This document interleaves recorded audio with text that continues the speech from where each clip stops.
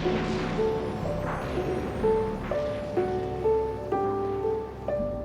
I didn't come back to life. Maybe this is hell.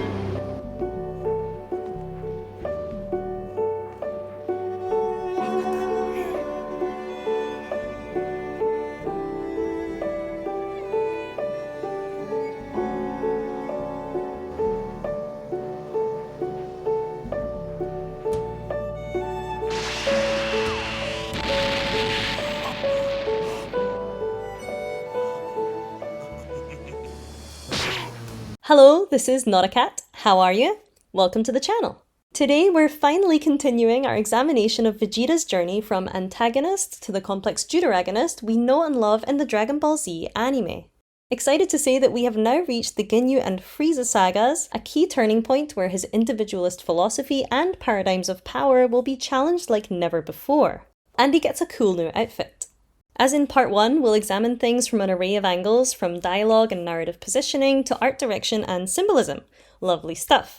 And we'll be using the Funimation remastered dub as before, where Christopher Sabat's Vegeta is particularly fantastic. Well, it looks like Frieza's out on the town.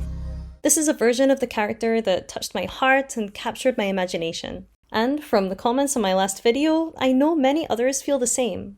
And so, as before, my aim here is to analyse this cut and dub of the anime as a work of art in and of itself. If you haven't seen part 1, which details Vegeta's dismantled villain role in the Namek saga, that is linked below. If you have watched it, thank you so much for joining me for that, and if you left a nice comment, I want you to know that you made my day, sincerely. I feel pretty flustered just thinking about all the support I received, as I really didn't expect it. Now that's the mushy stuff out of the way, let's get down to business.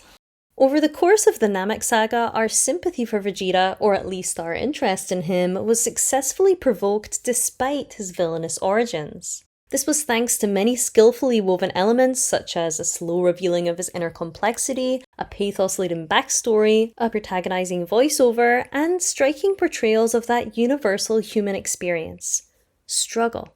And through that struggle, we learned to love his dogged determination in spite of his flaws.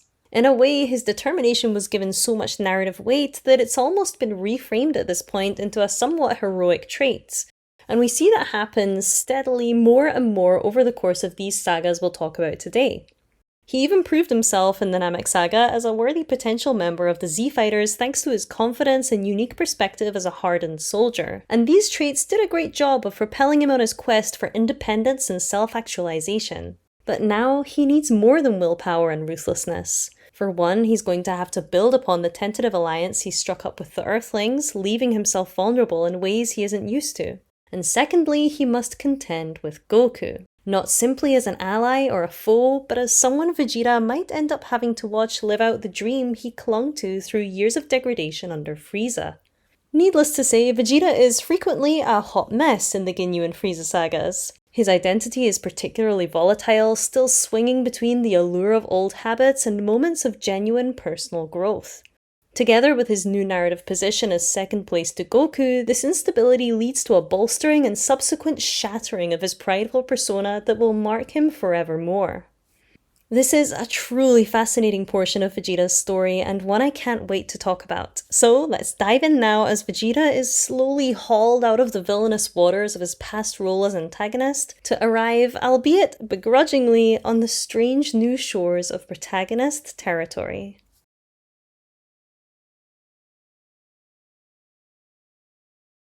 Just like the close of the Saiyan saga, the Namek saga's conclusion saw Vegeta suffer a defeat, before being saved by Goku. Only this time, he wasn't alone, and he didn't flee. He, Gohan, and Krillin had just been brutally beaten by Recoome of the Ginyu Force when Goku arrived to fulfill his hero role, treating Vegeta not just as an enemy worth saving, but as part of the group. Vegeta looks like he's in pretty bad shape, too. If it wasn't for him, that guy who freezes time would have finished you guys. Vegeta could only stand back in awe and bitter disbelief as Goku beat Recoome as easily as one swats an unusually slow fly, and then proved himself faster than Jason Birder put together. Being a low-class Saiyan, Goku is, in Vegeta's eyes, not capable, let alone worthy of this kind of power. And so this was a humbling sight for our prince, whose paradigms of class, power, and superiority have been severely undermined. In true Vegeta form, we will see him cling to these paradigms regardless, for better or for worse, but more on that later. For now, the spotlight is all Goku's. And we will be talking more about Goku in this video, as we're at a point in the story where you can't really talk about Vegeta without mentioning Son Goku. A fact that Vegeta would probably despise if he were to watch this video, I'm sure. He has now saved Vegeta's life twice, after all, and remains, despite Vegeta's hero-like screen time, the central protagonist. Everything that Vegeta does exists in the shadow of Goku. As Goku dodges Jace and Burter's attacks, the animation is very quick and deliberately hard to follow, displaying Goku's incomprehensible speed. And he bears this improved ability with pride. Who are you? My name is Goku and I'm a Saiyan. From Earth. Interestingly, he explicitly ties his pride to his Saiyan identity and his Earth identity, an appropriate shift in his perspective. After all, now that Vegeta has been humanized somewhat and the Saiyans have been reframed sympathetically with the story of their demise, Goku's Saiyan heritage no longer bears the negatively alien connotation it had when it was first revealed. As portrayed by the personal kanji he now bears on his back, his relationship with his identity is now much more personally grounded rather than tied to that of his former teachers. He isn't just a strange earthling, a misfit. He's a Saiyan, a context in which his strength and fighting ability now makes sense. He's proving himself to be a powerful symbol of Saiyan strength, in fact, especially after Vegeta's revelation at the end of the Namek Saga. Is Kakarot a Super Saiyan? The fact that Vegeta, an actual Saiyan prince, can't embody this kind of symbol himself is central to his heartache in this arc. Goku's superior strength, along with Gohan and Krillin's loyalty to him, automatically puts him at the top of the group hierarchy, and it isn't long before Vegeta pushes against this, when Goku offers the Ginyu Force a chance to concede. This fight is fruitless. If I were you, I'd get out of here. Don't be a fool, Kakarot! He's destroyed more men than you can count! Don't you remember, Vegeta? We let you go on Earth. Jace is smart enough to leg it, leaving Berta and Recoome unconscious. They're vulnerable, but we, who unlike Goku have witnessed Recoom's wrath firsthand, understand that letting them go isn't a good idea. Thankfully, Vegeta is there to step in and deliver the justice the audience craves. Hey, stop! Vegeta, that's enough! He ignores Goku and takes out Berta and Recoome for good. This execution, a direct undermining of the supposed chain of command, reminds us that, despite being outclassed in strength, Vegeta is still very much on a journey of independence and answers to no one. The exchange that follows clearly demonstrates Vegeta and Goku's clashing philosophies. You're too soft to be a Saiyan. That freak you let go could cost you your life. No way, not him. He doesn't have to be stronger than you to beat you. He could take your kid hostage and make you walk right into their hands like a lamb. These people are ruthless savages, Kakarot. They're warriors, and they'll do whatever it takes to win the game. And here you are, Mr. Nice Guy. They're going to chew you up and spit you out with that attitude. We'll see. I don't think having a little compassion is a disadvantage. Here, Vegeta continues to prove his value as a supporting protagonist by counterbalancing Goku's blanket approach of mercy with the pragmatism often necessary in extreme situations. Because Vegeta has been an antagonist himself, he knows how the Ginyu Force think, offering insights that are simply unavailable to Goku and the others. That key point, in fact, they'll do anything it takes to win the game, echoes Vegeta's last words to Guldo. There's no such thing as fair or unfair in battle. There is only victory, or in your case, defeat. And there is a kind of wisdom in Vegeta's perspective that Goku refuses to engage with. Vegeta warns him in this episode, actually, that a fight with Frieza cannot be resolved with kindness, and this turns out to be true. When the time comes to kill Frieza, Goku will hold back at the last minute to give him another chance, only for Frieza to try to kill him again anyway. For now though, things are looking up for our heroes. There's no immediate threat, and Goku informs them that Frieza can't actually activate the Dragon Balls as he doesn't have the password. Vegeta's reaction to this good news contrasts sharply with that of the Z-Fighters. A password?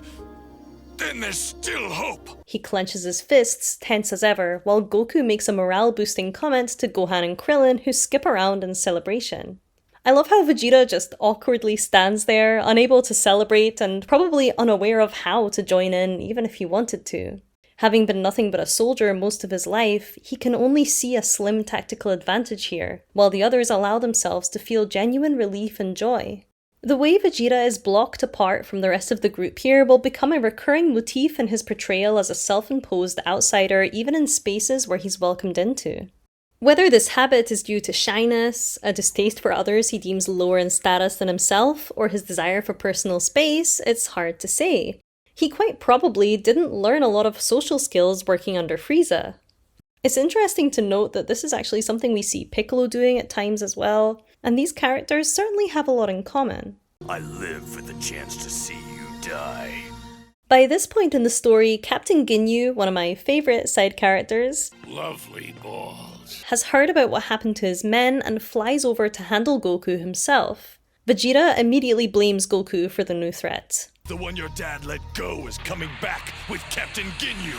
Oh, now you've done it, Kakarot. You're not having any regrets, are you? He does this a lot, actually, defending himself against the insecurity Goku instills in him by relishing in every tiny flaw he can find in Goku's character or his strategies. But Goku is utterly unperturbable. He continues to usher Vegeta into the deuteragonist role that's being carved out for him, asking him to be his ally while Gohan and Krillin try to get the Dragon Balls before Frieza reaches Guru. You have a part in the plan too, if that's okay with you. I was hoping that we could join forces and work together against those guys. And he's looking the part at least, with his battle marks and newly enlarged Goku-like trapezius muscles. But he's much less of a one-man powerhouse than he was in the Namek Saga, and the show reminds us of this. Vegeta's limelight in the Namek Saga was essential in giving him the screen time and weight necessary to render his role more sophisticated than it was before, and to get us really thinking about rooting for him. Now that that's been established, we'll see him become less impressive, especially in comparison with Goku, which is appropriate as he will be collaborating with the Z-Fighters heavily from here on out. Indeed, as the episode closes, we're given this foreshot which acts as a nice microcosm for how these characters now stand in relation to one another in the narrative. Krillin and Gohan are crouched and looking sort of afraid in the background, with Goku and Vegeta standing equally firm either side of them, heroically upright. Vegeta, however, is not just visibly smaller than Goku, his clothes are in shreds and his face is bloody. Painfully aware of this difference, Vegeta pushes back against his potential position as second in command. At the last moment, he flies off to get the Dragon Balls himself, leaving Goku to fight alone. But Goku doesn't waste any time feeling betrayed. He is radically sure of himself, unlike Vegeta, who doesn't possess the emotional maturity necessary to handle betrayal, as displayed in his reaction to Gohan snagging his Dragon Balls previously, or his outburst at Gohan and Krillin later on in the arc. And I will tell you why everything is not fine. And this emotional maturity problem will become more and more apparent, as now that Goku has arrived, Vegeta is no longer the strongest fighter on the team. This causes some problems for his antagonist to protagonist evolution. Primarily his automatic resistance against Goku's superiority, but also the fact that Krillin actually starts treating him like a villain again. For instance, when Vegeta mentions the possibility of making himself immortal to give them all a fighting chance against Frieza, something he hasn't given up hope on, bless him, Krillin says, You can forget that! There's no way we're gonna create an immortal Vegeta to go around terrorizing the universe! Additionally, as Krillin and Gohan are flying away, Krillin expresses irritation that Goku trusts Vegeta at all. His shock seems a little rich, to be honest, considering that he ended up so glad to have Vegeta on their side before Goku's arrival, but then again, Goku does have such a strong presence that he alters the very power dynamics around him just by being there. While Krillin and Gohan head off in search of the Dragon Radar, Dende gains healing powers from Guru and Vegeta strikes out on his own, Goku is left fighting Ginyu. In this sequence, his emotional maturity in contrast with Vegeta's really shines as he refuses to give in to hubris or sadism despite his newfound strength. At times, he can come across a little saccharine. You know, you don't have to hurt other people for amusement. Helping people can be fun too. Making Vegeta's earlier claim that he's nice to the point of parody, And here you are, Mr. Nice Guy. sort of understandable. I mean, don't get me wrong, Goku is lovely. But this is a guy who was ready to let the person who snapped his son's neck get away alive. It's a level of niceness that's sometimes hard to wrap your head around. But the forgiving hand he extends to Ginyu in offering him a chance to concede is brave and heroic in its own way. And crucially, it's also in line with Goku's general philosophy of balance, which stands out in stark contrast to Vegeta's worldview. Goku believes in karma. You're serious, aren't you? We could leave just like that? You're the ones who will suffer most for what you've done to these people. It's bad karma. Which he even mentions in reference to his own race's demise. You and your bloodthirsty race. They paid for their mistakes. Entrusting that the universe will right his foes' wrongs for him by making them suffer in an equal and predetermined fashion, he frees himself from selfish quests for retribution. Moreover, he doesn't fall prey to any kind of prideful attachment to, or even seem intrigued in, the concept of a Super Saiyan. Call me what you want, it doesn't matter to me. He's gained the power Vegeta dreamed of his whole life, and he doesn't care. What corrupts Vegeta, Goku rises above. Goku's supposedly incongruous mix of strength and empathy is confusing for Ginyu. Something's not right here. Super Saiyans are supposed to be radically efficient killing machines. But this guy is as gentle as a lamb, which means he still has weaknesses. Like Vegeta, Ginyu mistakenly interprets Goku's softness as an outright drawback. He even goes as far as to say that he finds it hard to believe Goku wins fights at all. But just as Goku can't appreciate Vegeta's viewpoint, Ginyu and Vegeta fail to see that Goku's softness is part of what makes him so resilient. It's simply not part of the hardened soldier modus operandi and therefore detrimental to a soldier's persona. So why would they think any differently? The show does a really good job, however, of revealing the man behind Vegeta's military-friendly facade. A subtle but really nice example of this would be the moments of downtime he enjoys at Frieza's ship after abandoning Goku. As a side note, we can actually see the hole that he burst out of in the Namek Saga here, a reminder of the lone battle for independence he fought before teaming up with the Earthlings.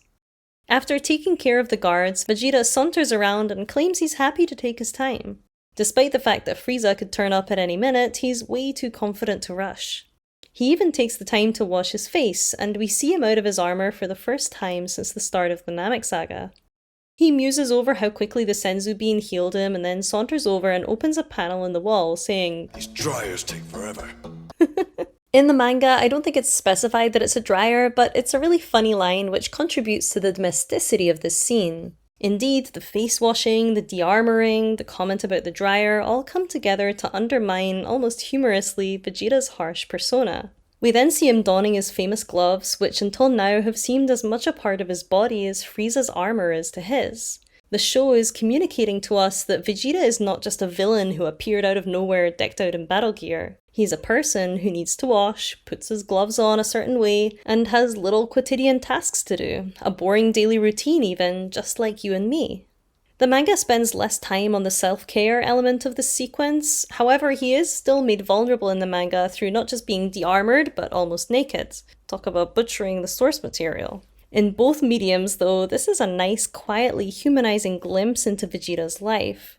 It's also where he steals himself some new armour, which conveniently looks different to any of the suits worn by the Frieza Force. This small but crucial visual detail disassociates him from his past, symbolizing that while he's still a warrior in need of armour, he belongs to no army.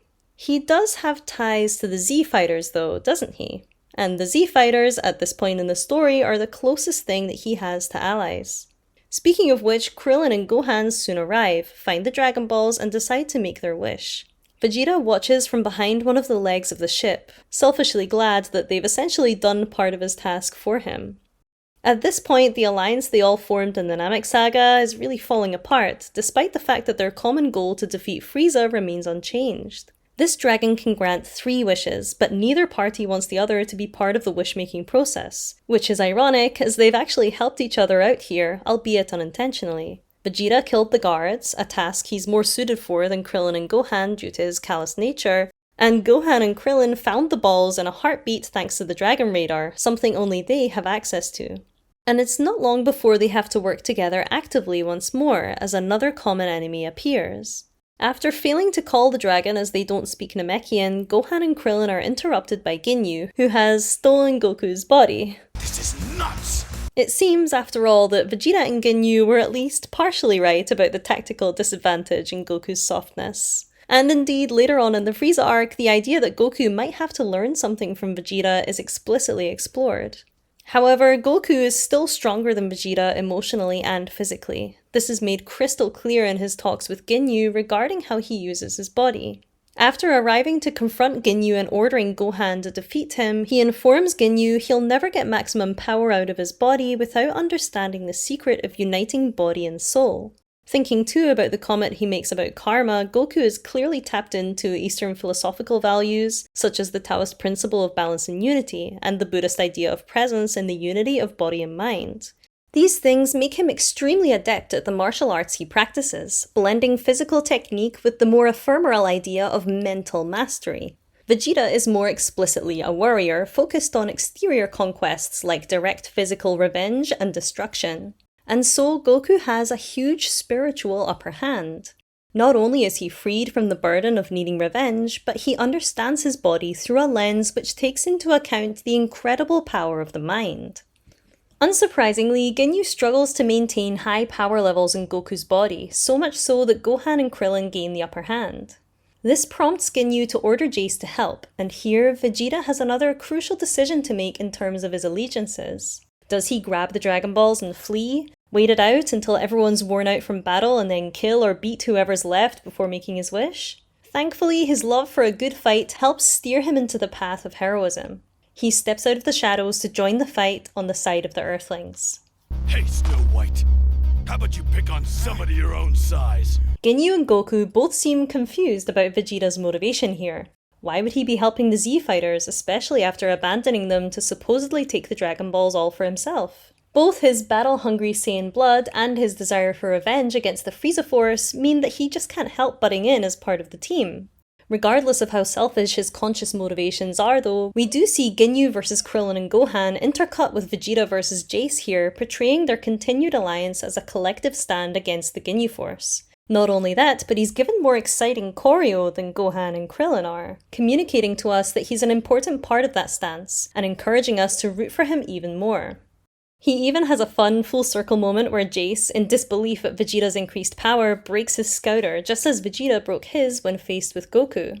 It's a great sequence altogether, actually. Fluid yet highly kinetic animation and fun tracking shots come together strikingly to create dynamic visuals worthy of a hero. The variety of settings they move through during the battle, first under Frieza's ship, then across the waters of a lake, inside the ship, and then up in the sky, effectively contributes to the sense of excitement for his eventual victory.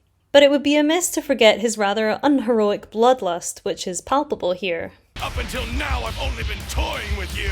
Even after his humanization in the previous saga, that part of Vegeta is still very much alive, and will continue to see this even through his future positive character developments. But does the enjoyment he derives from violence have to change for him to become a protagonist? In order for him to be perceived as a hero? It's part of his Saiyan nature after all, and therefore carries with it an inherent legitimacy. Not to mention, this is a show about martial artists, people for whom fighting is a big part of their identity, the way that they interact with the world, and also their main tool when it comes to solving problems. But it is tied up with something we've seen prove to be Vegeta's downfall before, his pride and sense of superiority. As he says to Jace, You see, unlike the Saiyan you've been fighting, I get excited at the prospect of finishing off a warrior who's weaker than I, and you're much weaker. So do you feel like taking on a real Saiyan? He then goes on to claim to be a Super Saiyan, despite not having confirmation of that fact. Now, I'm not sure if Vegeta is bluffing here for fun, trying to throw Jace off, or just trying to convince himself, or if he actually believes it. Either way, this is the first of many Super Saiyan declarations Vegeta will make as the Frieza arc continues, and the dramatic irony upon rewatching, knowing that he isn't in fact a Super Saiyan, lends a sort of sadness to these claims. Vegeta's battle with Jace continues with more cool choreo when Vegeta finishes him off with a rush attack followed by a finishing wave so huge it bathes the whole area in blue. It's definitely overkill, and Goku calls him out on it. Vegeta, no! That kind of violence is pointless! Vegeta is so emotionally underdeveloped he can't take criticism. In fact, it makes him more wrathful and arrogant. Thanks for the critique, Kakarot, but would you mind not butting in? So far, I've done pretty well at looking after myself. You see, Super Saiyans tend to be a bit violent. Indeed, it's after Ginyu's claim in this episode that Vegeta can't be a Super Saiyan that he pummels him into submission, leaving Goku's body close to death. Goku continues to try and save Vegeta from falling back into villain behavior. That's enough, Vegeta! He can't fight back! But Vegeta flies towards Ginyu regardless to finish him off. The only thing that stops him is being startled by Ginyu's attempt to switch bodies with him. And at this point, we're having so much fun with Vegeta as a character, and maybe we even care about him, that the idea of him falling victim to Ginyu's trick is genuinely worrying for the audience. Thankfully though, Goku saves Vegeta again, launching himself between Vegeta and Ginyu, and so he and Ginyu return to their rightful, if seriously injured, bodies. Vegeta then attacks Ginyu, and while this isn't exactly a fair fight with Ginyu gravely injured, Vegeta's sharp, close combat fighting style is on a brilliant display here. I particularly love this shot of him shooting off after Ginyu after flinging him through the air. The world around them spins at a dizzying speed, but Vegeta appears to be flying in a straight line, even though it's the world standing still while he spins. Following Vegeta's movement so precisely successfully displays just how in control of the fight he feels like he is. For him, this is the biggest rush, and in making his success into such a spectacle, the show makes us feel that rush with him. Nevertheless, a lot of that rush is propelled by essentially just messing around instead of trying to win. Here's another shot of him doing more fun spinny stuff, for instance. Whirling in circles like this will only slow him down, so accessory movements such as these really convey that Vegeta is not a focused fighter here. He's simply enjoying himself. Indeed, firing on all cylinders as he is, Vegeta is too high on pride and vengeance to realize Ginyu is letting him win so that he can use his ability. Vegeta's hubris comes close to being his downfall here, in fact, but thankfully Goku intervenes again, throwing a Namekian frog between them, and leaving Ginyu in a surprising and hilarious situation. Does anyone else just adore these little guys? I need a Namek frog plushie, like, now. Goku's pivotal interventions throughout this fight really highlight his unbeatable value as a hero. Indeed, despite being in such a physically poor state, he's still able to sway the battle in our hero's favour by using his head. And that's the thing, he's successful here despite not being able to fully utilise his body, the thing that's usually associated with his fighting prowess, emphasising again the importance of his strength of mind that we mentioned before. In fact, he deflects a considerable energy beam away from Gohan at one point while being in Ginyu's injured body, suggesting that Goku could hone just about any vessel into a body capable of heroic feats of strength through sheer will. And it's important to keep in mind that that strength of will, even if it manifests differently at times, is something that Goku and Vegeta actually have in common. With Ginyu and Goku now defenseless, Vegeta has a character-shaping decision to make. Does he wipe them both out? Or does he take a leaf from the Z-Fighters book and show mercy? The former would be the action of a villain, which he isn't anymore, and as Goku says himself, he owes Goku a big one. And so, illustrating his moral progress, Vegeta lets everyone go, including Ginyu. He walks slowly behind Ginyu to scare him. It looks to me like it's frog stomping time. But that's it, and Goku even has a laugh at the situation, illustrating that despite being hungry for violence during the fight, Vegeta the villain has not made a comeback. Get along, little froggy! Get a load of that, would ya? I'd say Vegeta finally has someone his own size to pick on. After the crack about Vegeta's height, Vegeta jokes that he doesn't want to get toad guts on his boots, and Goku laughs. It's crucial for his character development here, I think, that we see Vegeta capable of not only restraint, but a moment of shared humour and genuine levity with Goku. Throughout the scene, in fact, he and Goku seem more like friends than anything else. And indeed, Goku is shown to be able to see through Vegeta's bravado, as Bulma will too later on. Vegeta makes a comment about how easy it would be to kill Goku, Gohan and Krillin, but Goku knows he's all talk, as, at the very least, Vegeta needs Krillin to get his wish. To which Vegeta replies, You know me too well, Kakarot. And besides, I may need your Super Saiyan powers to help me take out Frieza, who's probably already on his way here. This line successfully highlights how Vegeta is slowly loosening his grip on his pride here and there as he learns the value of cooperation. Not only does he acknowledge Goku's Super Saiyan status as a positive thing, but he's admitting to not being certain that he can beat Frieza alone. He then does something, dare I say it, kind, and makes the risky decision to lead Goku and Co to Frieza's ship so Goku can heal in the isolation chamber. While the others are skeptical, Goku is wise to Vegeta's lack of animosity towards them. Trust him. Trust him? Think about it. Right now, we aren't Vegeta's enemy. Frieza is. I really like the sequence with the three of them on Frieza's ship, not just because it contains one of my favourite dub moments. Mondo cool. That's right, boys. Mondo cool. But because Goku's injured state provides the perfect scenario for a legitimate act of trust between them all. After popping Goku safely in the tank, Vegeta extends his grumpy generosity to Krillin and Gohan.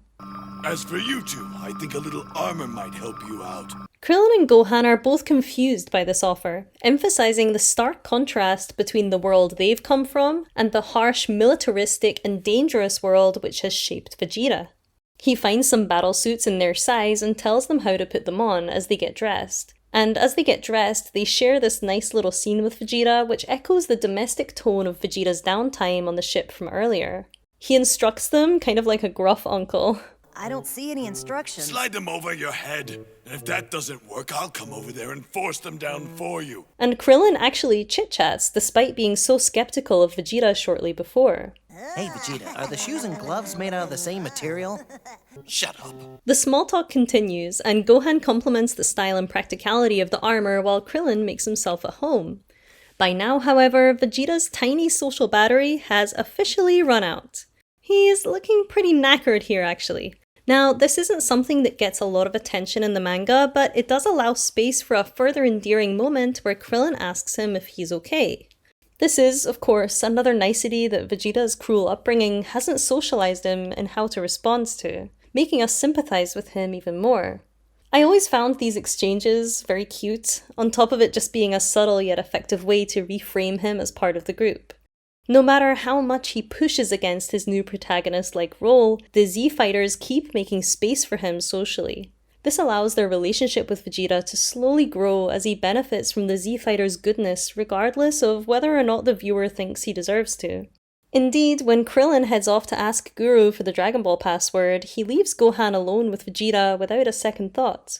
This implicit trust, along with how he addresses Vegeta and Gohan equally as part of the group, Just think about it, guys. What do you think, Vegeta? feeds our hope that he will prove to be a good ally and effective protagonist. Just maybe. Furthermore, the way that Vegeta is shown to struggle with common social situations at this point of the story, like taking criticism or even responding to concern, humanizes him in a way that we didn't witness in the previous saga.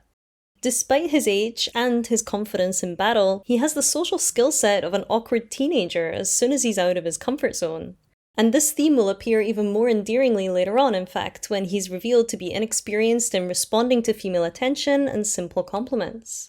Anyway, on that hopeful note, with all of our heroes recuperated or recuperating, the Ginyu saga comes to a close.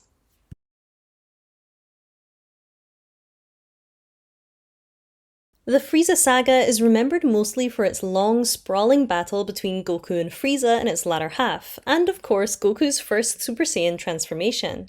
But it's a decisive time for Vegeta too. Vegeta arguably gets the most emotional climax in this arc, as well as moments of iconic animation and art design, and some of the most striking character development too.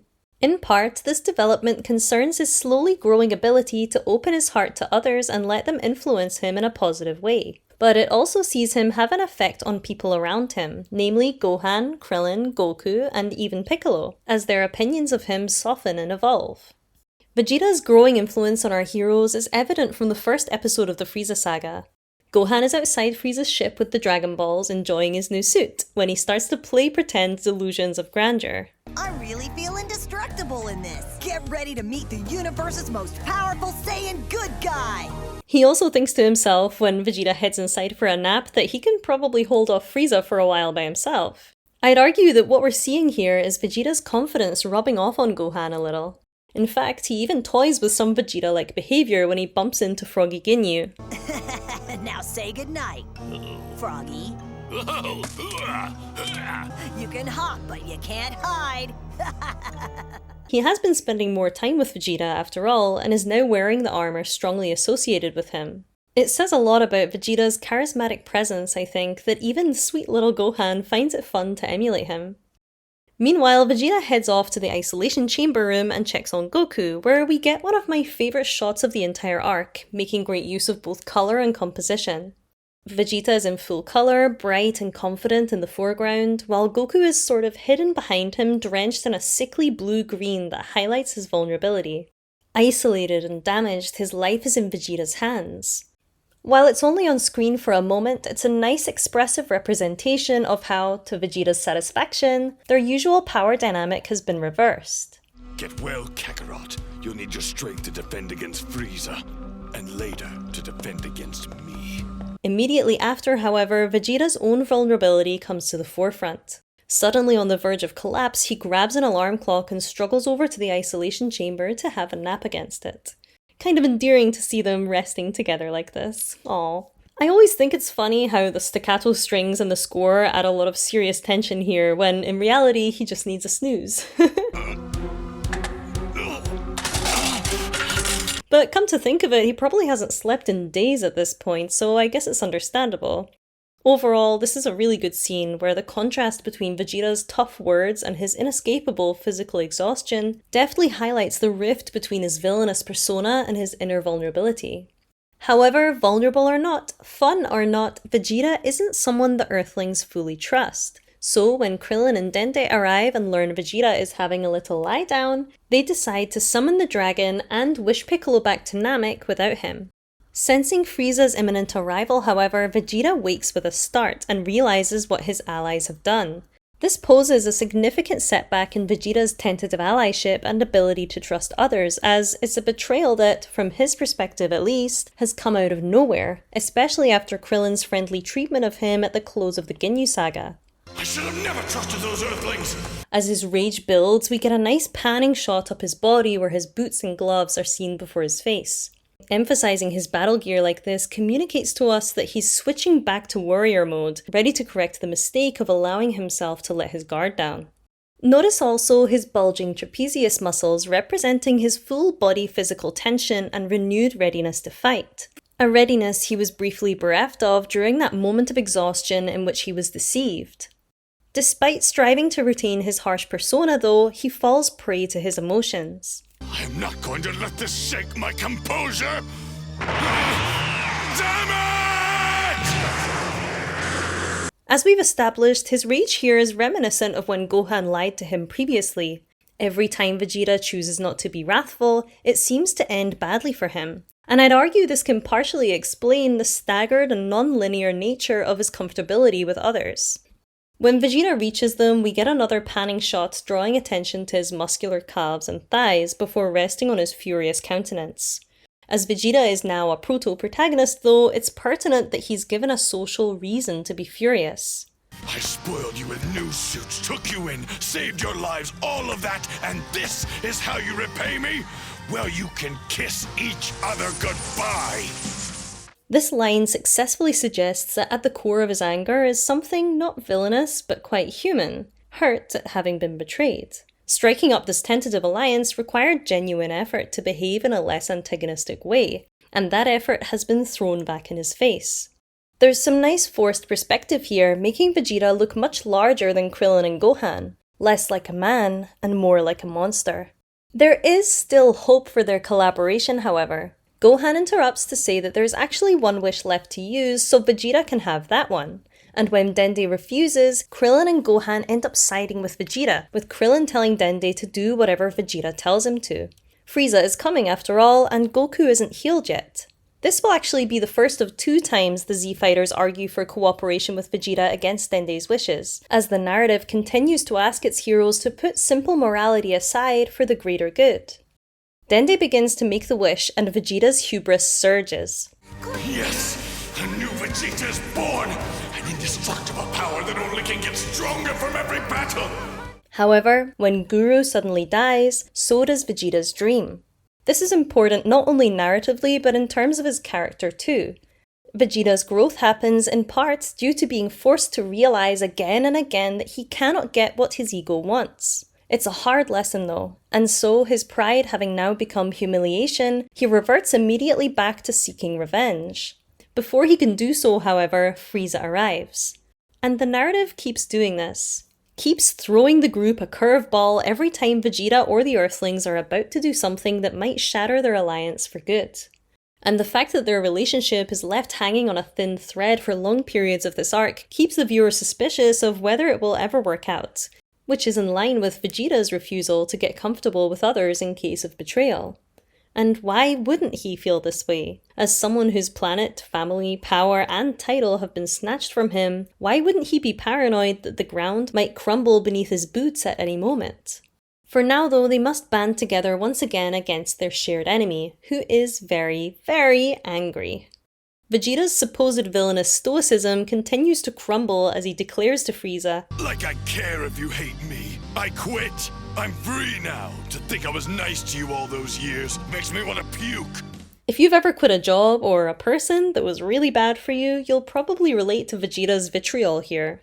It's a double-edged sword because his pride in gaining his independence is deserved. It was a hard-fought battle after all, and one he often fought alone. However, the wound is fresh and he's still heavily emotionally invested, meaning that when he's feeling strong, he's actually at his most emotionally vulnerable, something which will become abundantly clear as the arc progresses. Interestingly, as Vegeta boasts proudly to Frieza, we also see former villain Piccolo drunk on his own power, as he's just fused with Nail. But power and pride are no longer the only things fueling Vegeta. Like Piccolo, he's learned to see his allies as a source of strength. And rightly so, for they act quite well as a team here. While Frieza, dwarfed by his own dust clouds, is distracted and firing at Vegeta, Krillin and Gohan try to attack him from behind, only for them and Dende to become the targets of a deadly energy beam. But at the last second, Vegeta rushes over to deflect it. Rather than attacking Frieza when his back is turned, he chooses to put himself in the firing line and save their lives. This selfless act stands out in stark contrast to the opportunism which was so central to his behaviour before. His burgeoning heroic instincts are coming to the forefront yet again, and his renewed collaborative mindset, despite the earlier betrayal, is clear in how he refers to himself now as part of the team. Our chances of winning are just as good as yours are. And we also see Gohan thinking positively thanks to their collaboration too. Maybe Vegeta's right. Indeed, right from the start of the battle, Vegeta not only presents himself like a hero, appearing focused and confident while Krillin and Gohan shake in fear behind him, but acts as a fellow supportive protagonist to the Z-Fighters, someone from whom they can draw strength.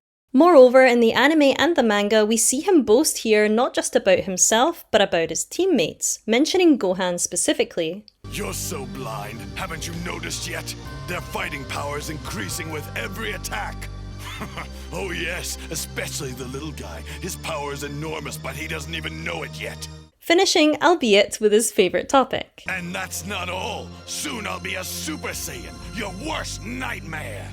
Interesting to note that in this episode, when Frieza and Vegeta go head to head holding hands, Frieza's scouter breaks as Jace's did before.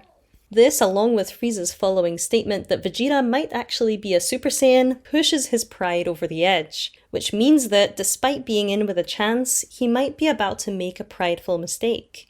And lo and behold, he tells Frieza to transform. If Vegeta is a tragic hero, his tragic flaw has truly sealed his fate, sabotaging a moment of potential triumph. Remember that they are essentially buying time here until Goku is healed, and with Frieza in this form, Vegeta can go toe-to-toe with him without too much difficulty. Even if Frieza transforming is inevitable, it's in Vegeta and the others' best interest to keep the battle as manageable as possible for as long as possible. Their back and forth continues with a flashback to Vegeta's father being killed by Frieza during a failed uprising to save his son. We see Vegeta Jr. in the bowels of Frieza's ship, looking bored and stoic beyond his years, reminding us of how he essentially hasn't had a childhood, which would certainly explain a lot of his social and emotional issues. Vegeta tells Frieza he'll pay for what he's done, and Frieza hits back, calling him a tree monkey and saying Vegeta is all talk. Now, Frieza has known Vegeta for most of his formative years, and his claim about Vegeta's bravado isn't wholly untrue. In fact, it's something he mentions about Vegeta a few times. As we've seen time and time again, Vegeta's cutting, quick-witted, sardonic language and his tendency towards rage are all part of a deeply ingrained persona he's built as a defense mechanism against the humiliation he's endured. Not to mention that, as a prince, he maintains a royal responsibility to carry himself with dignity, even when he feels that dignity has been stripped from him. That's not to say it hasn't been of any use to him or that he doesn't genuinely identify with it, but Frieza is right to be skeptical of how far Vegeta can actually back up his own words. Nevertheless, the fact that Frieza mentions in this scene that he's about to use a transformation he didn't even need to beat King Vegeta signals to us that Vegeta has already surpassed his father in strength. Just as a side note too, I like how Frieza thumps his tail on the ground here, which is something cats do when they feel annoyed or threatened. As well as just being a fun visual, it subtly implies that, like Vegeta, he's feeling more rattled than he lets on. What Frieza now becomes, though, is far from cute. Vegeta's terror at the sight of this transformation actually blows a hole in his warrior composure, as illustrated beautifully in this reaction shot which pans disorientingly out and up. It's as if the camera is Frieza's looming perspective, getting larger as the transformation continues, leaving Vegeta feeling smaller and smaller. Vegeta, Gohan, and Krillin stand posed to fight as one, providing a striking contrast with when they faced the Ginyu Force. Back then, Vegeta took the role of a cocky leader, but now they all look equally scared. Comparing these two moments illuminates a wearing down of Vegeta's ability to summon his usual facade in every situation. In fact, Frieza even makes fun of him here for having nothing clever to say, emphasizing this idea even further. You seem frightened. Vegeta, you're speechless. Don't tell me that you've run out of bold threats already. After avoiding an attack from Frieza's retractable tail, they clench their fists in unison. Their matching poses and facial expressions suggest a renewed unity in their alliance. Krillin was so scared when they first faced the Ginyu Force that he was ready to run away, while Vegeta was decidedly overconfident. They've met in the middle now to both be more measured in their emotions, and therefore better prepared to work as a team.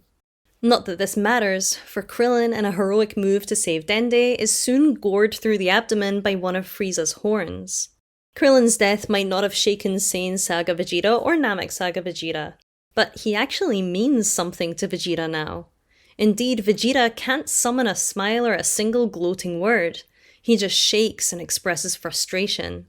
Personal responsibility being one of Vegeta's core values though, he still blames Krillin, but it's important to understand why.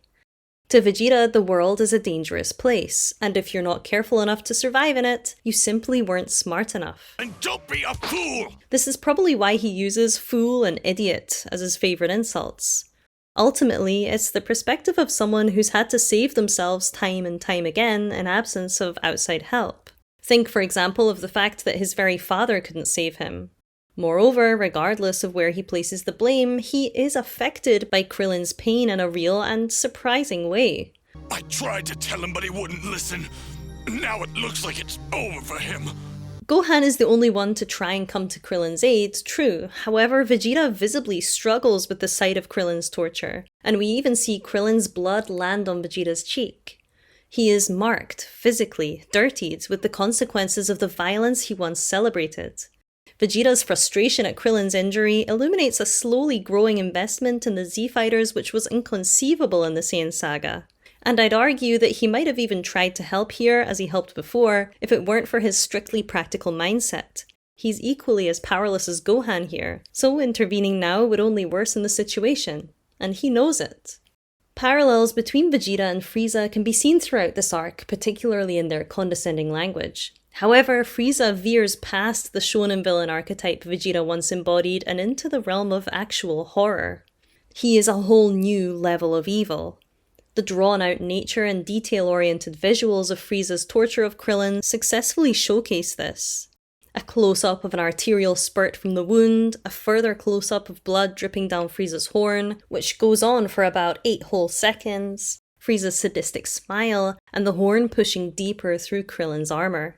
This series of visceral images, which interrupt the show's usual fast-paced approach to action, force the viewer into a place of horror and discomfort. You're almost squirming, wishing it would end, just like Vegeta and Gohan are. Shots of Goku healing appear during this sequence and the ones which follow, just as shots of him training on the spaceship punctuated the Namek Saga. Hang in there, Krillin! Frieza's power has risen again! If I don't get out there and quick, Gohan doesn't stand a chance! If Krillin acted as the audience's mouthpiece previously, in the Frieza saga, it's Goku who takes this role. This is a clever move on the anime's behalf, as Goku is now not only away from the action, but immobilized for a good while. Therefore, him being a simple symbol of hope that the others can cling to isn't quite dynamic enough, for TV at least. And so, his little bits of live commentary cleverly prevent his presence as protagonist from fading into the background. Krillin, who really doesn't have a good time in this arc I have to say, is eventually thrown into a lake and Gohan flies after him only to be intercepted by Frieza. Gohan's rage helps him execute a skilled and powerful series of attacks. He then demonstrates a Goku-like marriage of emotion and training, finishing off with a Masendan Masenko. I hope I said that right. It's a very cool moment for Gohan, and Vegeta marvels along with us. I can't believe it. It's impossible. From out of nowhere, he just explodes with power like I've never seen before. Vegeta's interest in the Z-Fighter's growing strength was actually something that helped him out of his exclusively self-interested villainy in the last saga, so it's nice that we see even more of it at this point in the story. However, uncomfortable with the vulnerability which comes along with allowing oneself to appreciate others' greatness, he soon switches from appreciation to anger. Gohan has the opposite emotional experience, in that he feels anger in the heat of the moment before reverting to vulnerability. His eyes well up as he fears that Krillin is dead. Thankfully, Dende, who doesn't get enough appreciation, I reckon, for the huge role he plays in this saga, emerges from the water with Krillin. Vegeta's emotions continue to tangle incongruously as he goes from fear and anger at Frieza to directing that anger to Gohan. So, now what are we supposed to do, Einstein? To showing genuine concern for his teammate. Frieza slowly approaches Gohan, who's too afraid to move, and Vegeta shouts, "Kid, no, move! Look out!" Then, when it seems that Gohan is going to be well and truly smushed, Vegeta intervenes. Rule number 1, never turn your back when you're up against Vegeta. Because with me, the battle is never over, and there's a good chance I've got a couple tricks up my sleeve. Never underestimate the power of a true Super Saiyan. Upon rewatches, it's hard not to wince at the dramatic irony of Vegeta calling himself a Super Saiyan so incessantly. However, Super Saiyan or not, he summons something significantly heroic here. Confidence, bravado, and hope in the face of almost certain death. Not to mention, he has saved Gohan's life yet again. Tragically, this high only lasts a moment, as it appears his attack has had no effect on Frieza. Then he says something very human, something that signals a further development in his strength of character. He releases his clenched fists and openly admits fear of defeat. Oh no, we're all doomed. We're doomed. While Vegeta is quite probably feeling like a failure here, his attack has proved helpful, as it's given Gohan time to start getting to his feet. Gohan continues the fight, but struggles to get a foothold as Vegeta looks on in horror. Once again, Frieza opts for torture, only this time, wise now to Vegeta's growing sympathy for his allies, he uses this against Vegeta. Vegeta, how can you be so cold-hearted? Can't you see that the boy is in pain? I guess you're just too petrified to help him, aren't you? I like how this shot of Gohan's head being stepped on dissolves into a close-up of Vegeta's eyes, conveying the emotional impact that Gohan's suffering has on him. He even considers a mercy killing, and his inner monologue goes on to confirm this inner conflict more explicitly. Why can't I stomach this? I've seen much worse than this without blinking an eye. But before Vegeta can take decisive action, Krillin, healed by Dende, appears and slices Frieza's tail off with a Destructo Disc. The three of them, or four including Dende, who heals Gohan while Krillin distracts Frieza, are proving an effective team. As Gohan powers up, Vegeta's increasingly positive opinion of him is evident. The kid's a true Saiyan, all right. His power level increases after every battle. His rage is red hot. Through embodying power and rage, two key aspects of Vegeta's idea of a quote-unquote good Saiyan, Gohan has clearly earned his respect.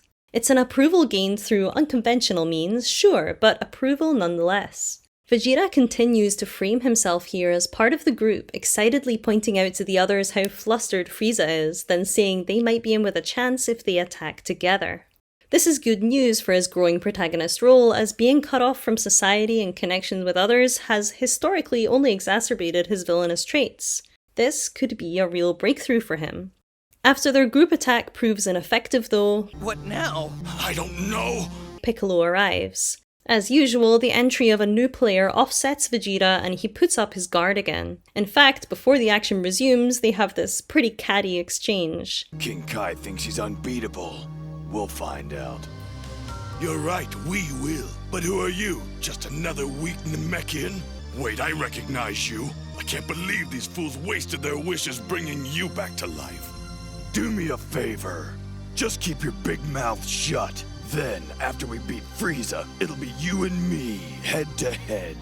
Yeah, like that's actually going to happen. It's striking how quickly Vegeta switches here. Logically, he understands that Piccolo is an ally, is someone Gohan is excited to see. And yet emotionally, he can't handle the hierarchical shift that's just taken place. Just like Goku's arrival, Piccolo's sudden appearance bumps Vegeta down in importance as Gohan and Krillin know and respect him more than they know and respect Vegeta. Vegeta was legitimately enjoying being someone the boys looked to for tactics and morale.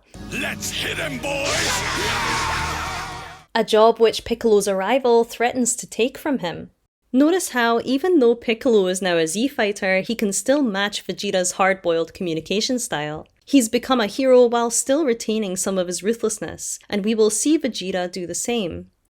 Interestingly, the thing that allows Piccolo to complete his antagonist to protagonist journey is allowing himself to love and be loved. We're reminded of this earlier in the same episode, in fact, when Piccolo reminisces about memories with Gohan. A string of heartwarming moments, including punching Gohan really hard, and his loving sacrifice.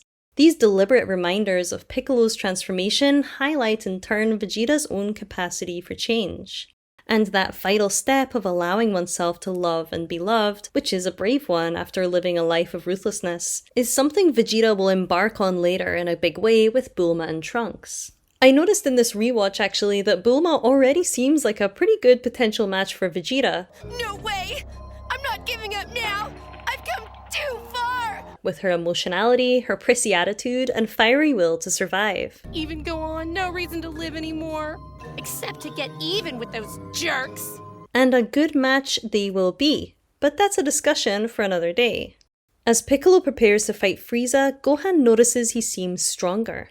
While this is a net positive for the group, to Vegeta, he's essentially a stranger. And so, our prince regresses into old habits, using harsh words to cover up his insecurity. Would you two cut the crap? There's nothing different about your stupid green friend, and there's no way he can win against Frieza, alright? But Piccolo proves that he can hold his own. Yet again, when Gohan and Krillin are ready to celebrate, Vegeta knows better. Piccolo won! I can't believe my eyes! These idiots actually believe Frieza's finished. Well, I'm no fool. It's somewhere around this point actually where Vegeta utters one of my favorite lines ever. It ain't over till the fat lady sings! Well, I'd say she just hummed a few bars. And of course, Vegeta is shown to be right about Frieza's resilience.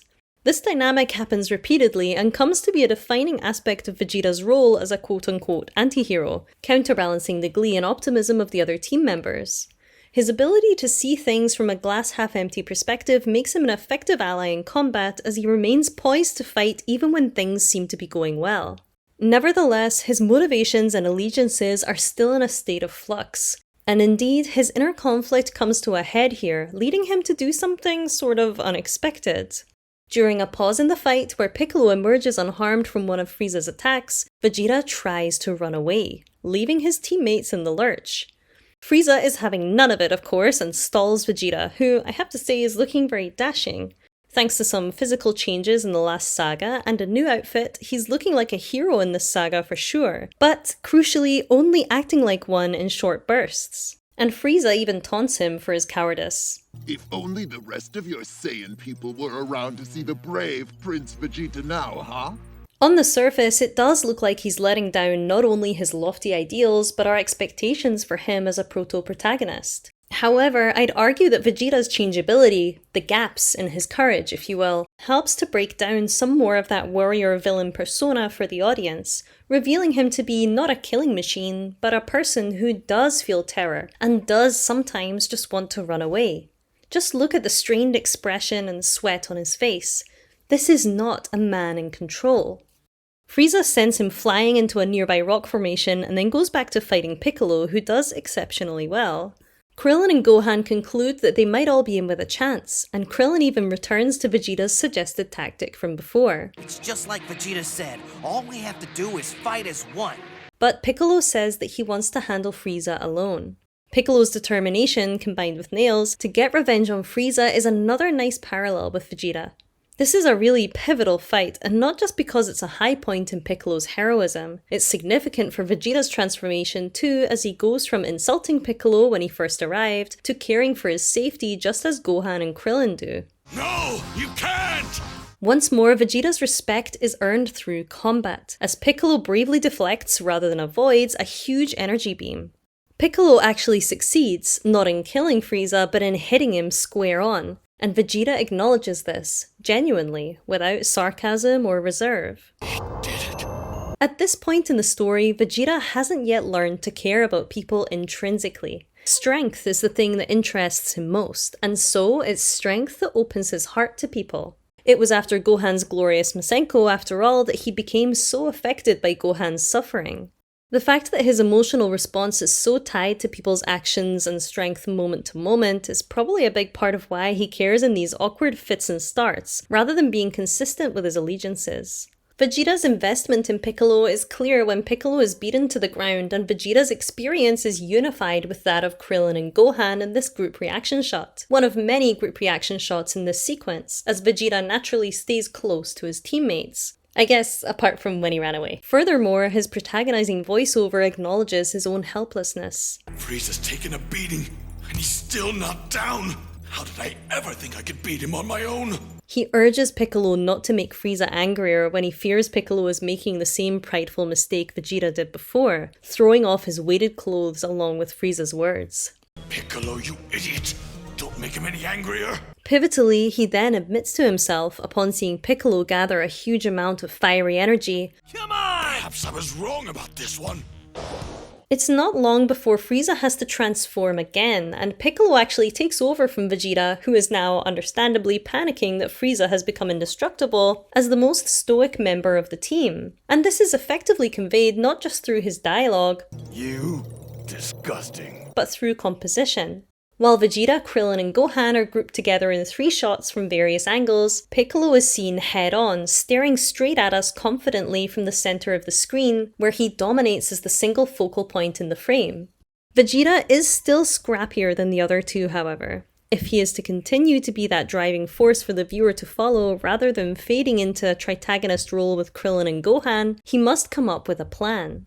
And so, when Frieza, Piccolo, and now Gohan are busy, he says to Krillin, look at me if you really want to save your little friend. Beat me up. This is our only chance. His decision to resort to a Zenkai boost, which isn't a terrible idea, deftly highlights not only Vegeta's practical mindset, but his hunger for power acquisition at any cost. After all, he doesn't just want Frieza to be defeated, he wants infinite strength. The former motivation is a clear emotional tie with the Z-Fighters, while the latter is still somewhat a threat to our heroes. A threat that lives uncomfortably beside Vegeta's growing interest in the Z-Fighters as people, rather than simply opponents to be defeated once he gets this power that he wants so badly. This psychological complexity means Vegeta's fascinatingly volatile position as neither villain nor hero is nicely maintained despite moments of moral progress. And Gohan's growing Super Saiyan potential is making Vegeta all the more desperate for that sweet, sweet power acquisition fix. Gohan charges a full power Masenko, which comes close to crushing Frieza. Frieza does throw it back to Gohan, who is saved by Piccolo, but Frieza is clearly thrown off by Gohan's strength. That kid's stronger than any Saiyan I've ever fought.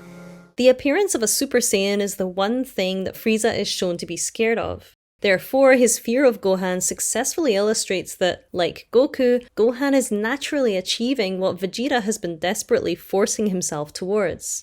Vegeta's yearned-for title is now threatened from 2 sides. He asks Krillin again to beat him up, and after at first not wanting to harm Vegeta despite not liking him, Krillin agrees. And while Frieza is busy transforming yet again, Vegeta falls to the ground with a smile. His plan falls flat, however, when Dende refuses to help, claiming that he can only heal people with good hearts.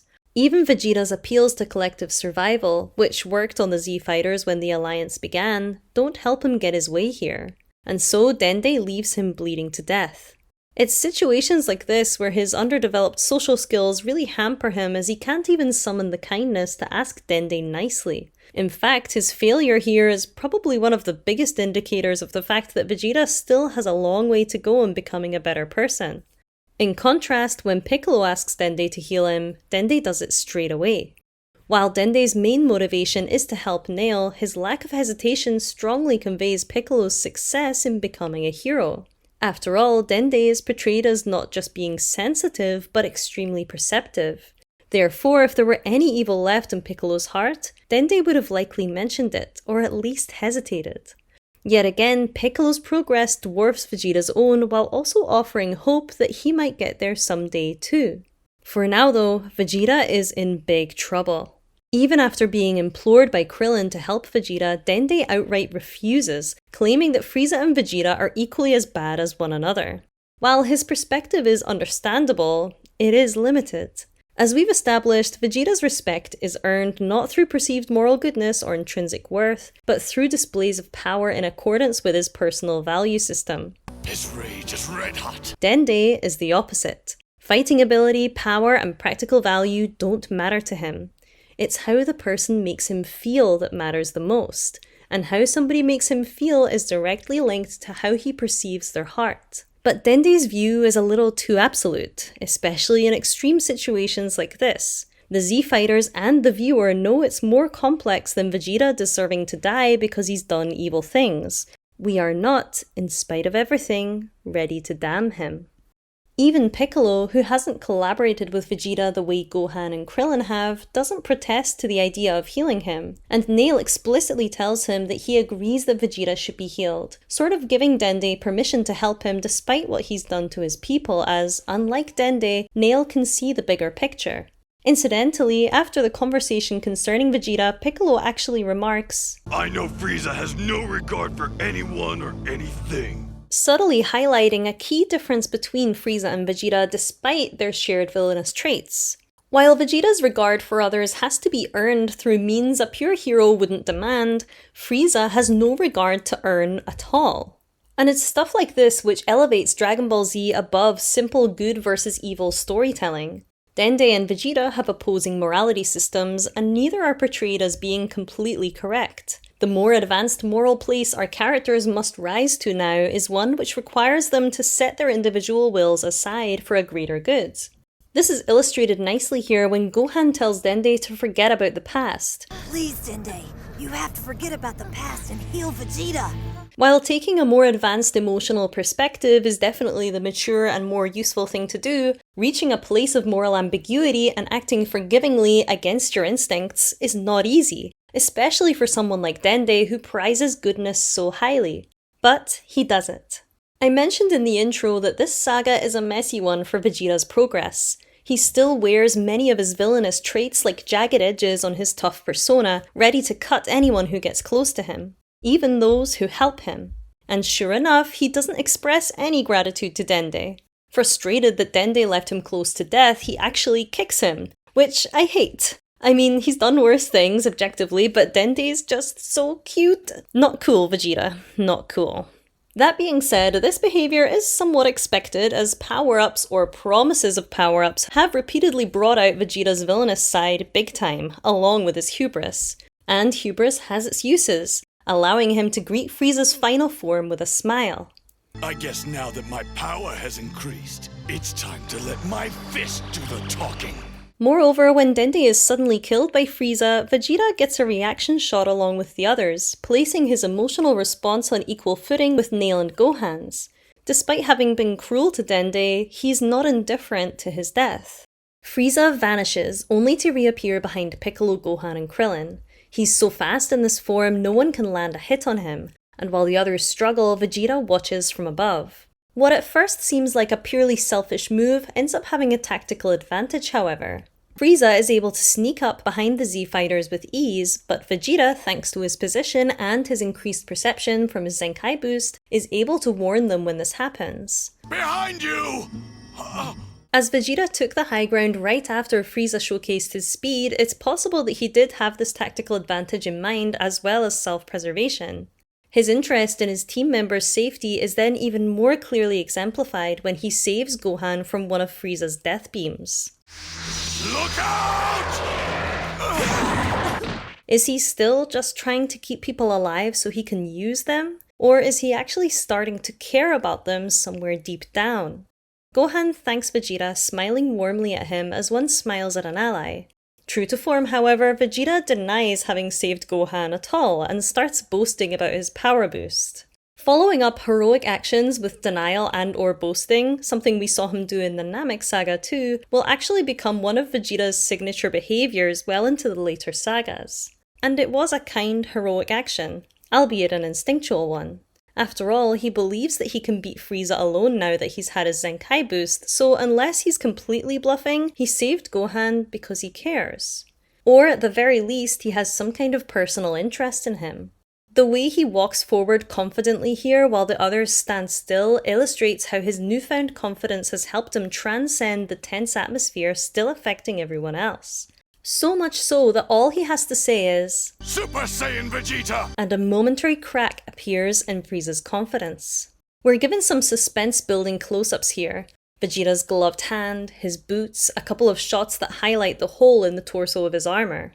Aestheticizing his battle gear and signs of previous injury in this way serves to recontextualize his appearance from threatening to valiant, encouraging the viewer to see his battle-damaged suit and muscular form as evidence of resilience rather than brutality. This scene on the whole treats Vegeta with the kind of cinematic language used for heroes commencing a decisive battle, not that of two villains about to spar. But is he in control? And does he have a chance? The shaky cam and pupilless eyes as Vegeta powers up reflect the instability of this new power, while also feeding the viewer's hope that Vegeta may have actually tapped into something significant. Someone pointed out in the comments of Part 1 that the pupilless eyes are associated with the Ozaru or Great Ape transformation, and that's a good observation. It does seem that boosts of power bring Vegeta into an almost inhuman space even without transforming into an ape. And Rage can do that too. I'm thinking about the moment, for example, when he's walking towards Gohan and Krillin after being betrayed by them, and he's made to look sort of Great Ape-like and huge to display how furious he is. But again, he's being recontextualized here from scary to heroic, and we see Krillin watching this power-up with glee and support. Look at Vegeta, man, he's really turning it on! I signpost Vegeta's underdeveloped emotional intelligence a lot in reference to his volatility and inconsistent allyship. But Krillin is guilty of similar rapid emotional shifts. One minute he hates Vegeta, actually he outright says this in the previous episode, and the next minute he's happy to have him on his side again. Perhaps Vegeta's situational alliance switching isn't just a remnant of his villainous ways or a personality flaw, it's an understandable response to the extreme situation they're all in, which the Z-Fighters exhibit too. In frequently re-evaluating their relationships on the spot, our heroes aren't being wishy-washy. They're exhibiting a natural response. It's interesting to note here too that Krillin shows a certain reverence for power, regardless of who's demonstrating it, which mirrors Vegeta's. And I think the similarities between these two characters, though subtle at times, are one of the things which slowly, steadily renders their eventual long-term alliance, along with Vegeta's hero status, more believable. Back to the fight, Vegeta's emotional weakness comes to the fore again as Frieza easily taunts him into an ineffective and ill-planned attack with a small rock. You have to back up your delusional, pathetic taunts. Super Saiyan. Shut up! Vegeta even admits, "You're making me mad," and is shown to be missing all of his punches.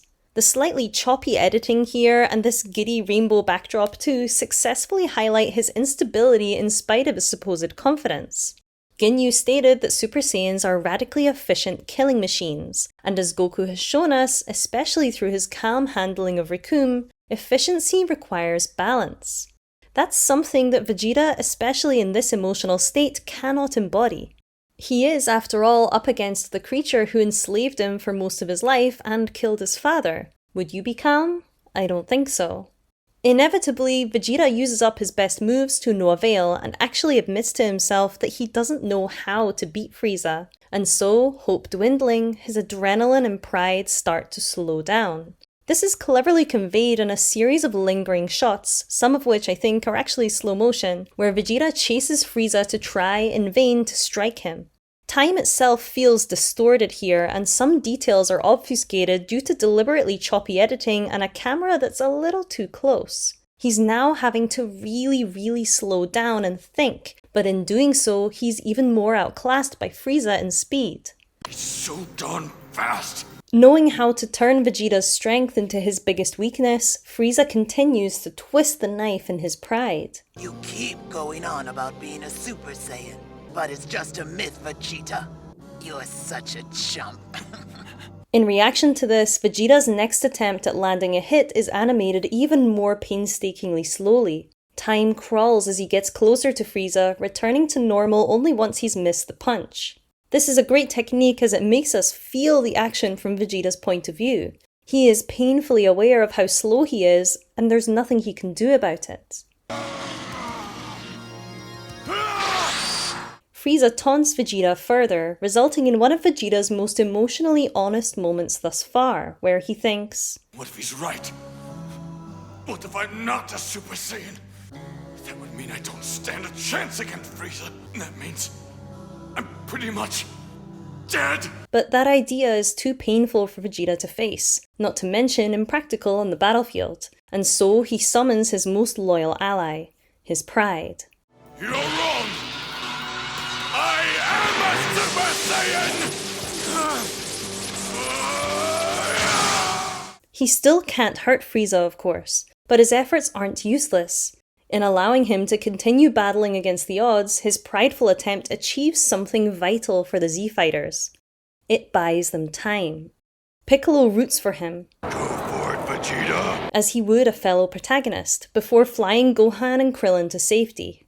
Vegeta launches a dizzying barrage of attacks, then charges a big purple cannon, exhibiting a self-belief in spite of everything that's hard not to be inspired by. I love the purple aura this attack creates. It's just one of those colours that I've come to really associate with the Frieza saga, as it contrasts strikingly against the green of the lakes and the sky. Not to mention, it's one of the main colours in Frieza's design. And it's only natural that it's iconic, as Piccolo implies it's enough power to destroy a planet. The time has come to feel things from Frieza's perspective for a moment, time slowing down as he realises the scale of the attack and rises to meet it. But alas, he deflects it with one foot. Vegeta's limbs hang limp. He trembles with fear. And the fact that he's alone up there in the sky while the Z-Fighters cower together only magnifies the pathos in this moment. A moment of true helplessness and loneliness. He's been alone before, yes, but never without his dream of being a Super Saiyan, or the hope of someday defeating Frieza, of being truly free from him. These hopes and dreams have now been dashed, leaving him more alone than ever. A disheartening close-up of Vegeta unclenching his fists tells us his will has well and truly been broken. Even King Kai says, "Poor Vegeta," and we actually see tears spring in Vegeta's eyes. There is a sense of loss here as death looms over his character, not just of his life, but of the hero he was becoming. The audience's sympathy for him and fear for his life is supported with a group reaction shot of Gohan, Krillin, and Piccolo as Frieza shoots towards him. There's a moment of lovely fluid animation as Frieza spins around, preparing to strike Vegeta, highlighting Frieza's lightness and ease of movement. The editing in this scene is very slow, and the camera movement is minimal, mostly just gently following its subjects. In emphasizing Frieza's strange elegance, followed up with several shots lingering on Vegeta's exhausted body, the show communicates to us that the adrenaline, the prideful rush, is truly over. All that's left now is a somber realization of Vegeta's mortality. Gohan rushes to his aid after he's hurled limp into a lake, but Piccolo tells him there's nothing they can do. Gohan actually does this twice, But Piccolo! just as he later tries to help his dad. And Gohan is probably the first character to see the latent goodness in Vegeta, apart from Goku of course. And it's heartening to see his concern for Vegeta after Vegeta repeatedly saved his life, and had been shown to really start to hold Gohan in high regard.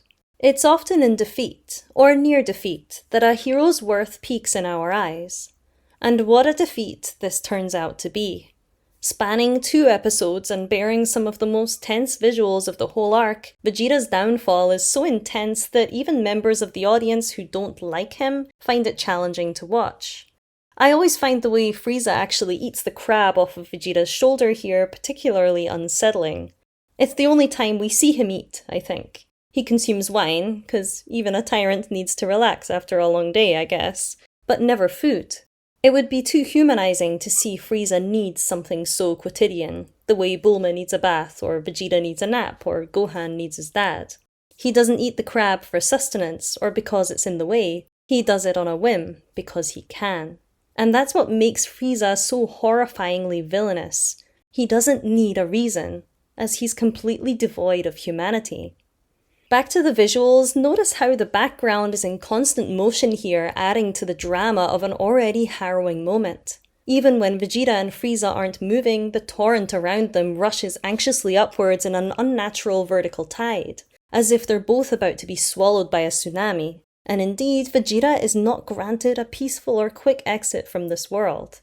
To be killed slowly like this, rather than being given a warrior's death, is painful not just for Vegeta's body, but for his pride. Vegeta has been known to use excessive force, but arguably not excessive cruelty or drawn-out sadistic techniques. Not like this. Frieza is using not just violence, but torture, to no end, and with nothing to prove.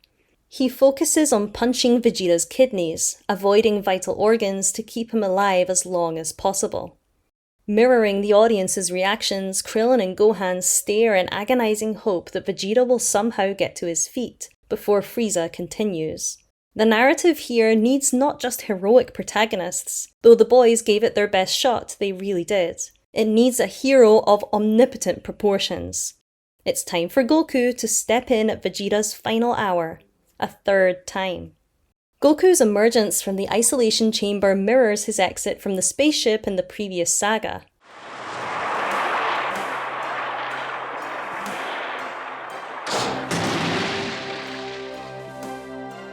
He's obfuscated at first, then slowly revealed through details in his uniform, followed by a slow tracking shot up his body.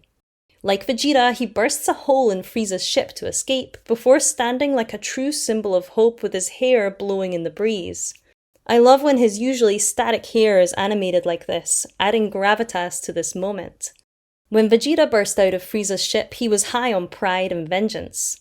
Goku, in contrast, shows more emotional and philosophical sophistication in saying simply, I feel so calm, yet I know I must help Vegeta and the others. After Goku's emergence, we're given a bird's eye view of Frieza's ship. This angle draws attention to the 3 holes which have been blown in it since Frieza's arrival on Namek. 2 made by Goku and Vegeta, and a 3rd from the struggle with the Ginyu Force. At the time, these holes felt like a big statement, symbolizing the damage done to Frieza's general tyranny. However, when seen from above, the scale of the ship, the general shape of which remains unharmed, becomes more obvious. The holes aren't a threat to the ship, just as Vegeta and the Z-Fighters' attempts against Frieza have been an inconvenience at most. Vegeta, however, is beyond repair. His villain persona has never been more shattered than it is in this moment. Tears, dirt, blood, and sweat mar his face, a humanizing depiction of struggle and defeat, while Frieza remains pristine. Furthermore, his usually upright hair hangs limp, and his armor is cracked all over. Not only are the flesh and blood parts of him wounded, but the symbols of his Saiyan identity and warrior pride have lost their shine. Who is he now without these things? He is someone who has strived against certain defeat, hoped against the odds, and bought time for the Z-Fighters in the process, saving their lives. In this moment, he looks a lot like a hero. At least to me. I've talked before about Vegeta as a Shakespearean tragic hero, and pertinently, Frieza actually quotes Shakespeare here as he prepares to finish him off. Good night, sweet prince. This line is from Hamlet, a play about a prince who brings about his own demise, making it an appropriate choice. Hamlet was haunted by his father's ghost and burdened by his legacy, and both characters are driven at least in part by revenge. Those are just little similarities which are fun to notice, of course. He's not actually Hamlet, but he does have a tragic flaw, and the general tragic hero demise is something which finds Vegeta in the end. Indeed, Vegeta's defeat by Frieza's hand has an inescapability to it, a sense of fatalism which one finds in Shakespearean tragedy and Greek tragedy too. Think of the moment where, high on pride, he told Frieza to transform, accelerating his own fate. The narrative grants him time, however, for some more crucial character development before his death, when Goku interrupts Frieza before he can strike that final blow. We see Goku from Vegeta's point of view for a second, revealing how clearly Goku shines as a hero in Vegeta's eyes at this moment. He's blurry at first, then slowly comes into view.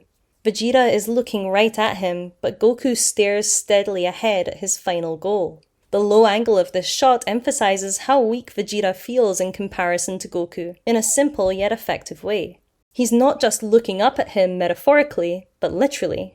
Goku's proportions are somewhat distorted by the angle too, making his arm muscles and chest appear very broad, highlighting his strength. And Goku accompanies this imposing entrance with his healthy counterbalance of empathy, stating, "Whatever problems you have with Vegeta, you can take them up with me now." This heartfelt statement helps solidify a huge turning point in Vegeta's hero journey. Goku, representing humaneness, balance, and strength, extends his kindness to him not only as a fellow person, but as someone he cares for, a part of the goodness in the world which is worth defending. This line is just one of many examples of Goku talking about Vegeta as one would a friend. And indeed, we will continue to see not just Goku, but the world at large being more welcoming to Vegeta as the narrative carves out a hero role for him. We're then given a flashback to the Saiyan's demise and Goku's father's final words. My son lives on! As Frieza realizes who and what Goku is. Goku is unbothered by the mention of his father. "I don't care!" He says later that he doesn't care about being a Super Saiyan either, in fact, calling the legend stupid. Again, he transcends the understandable yet corrupting emotional ties which worsened Vegeta's instability. He's all about the here and now, the immediately and tangibly important, rather than obsessing over the future or languishing in the past. This all gives him a huge emotional advantage. And it's not long before Goku proves his physical prowess too, leaving Frieza with an actual bruise on his cheek. Frieza tries to prod him emotionally with a comment about Saiyans being stupid. I guess you're a little smarter than the average Saiyan. Very funny. And mentions his race's demise, but Goku is utterly unshakable. By now, it's dawned on Vegeta that Goku has reached a very significant benchmark in his powers, and as Goku skillfully deflects a horde of death beams, Vegeta has another realization. Goku has a chance of winning. And Vegeta is actually happy for him. Happy for them both as Saiyans. Who would have thought? A lowly soldier like you, Kakarot. I commend you. Frieza, you fool, you just don't get it, do you? Kakarot's not an ordinary Saiyan. Kakarot is a Super Saiyan! It's significant to Vegeta's journey that he feels joy here at living his dream through someone else. Through a rival, no less. This alludes to a dissolving of the mindset he clung to so fiercely in much of the Namek saga, that valid self-actualization is only achieved through pushing everybody and anybody aside to fulfill one's personal will. The class difference between them is still clearly on Vegeta's mind. However, he has extended his pride in himself and his race to Goku as an individual. As a result, Goku's low-class origins become something which makes him even more impressive, rather than more unworthy. And subsequently, Vegeta is forced to question the relationship between birthright and strength for perhaps the first time in his life.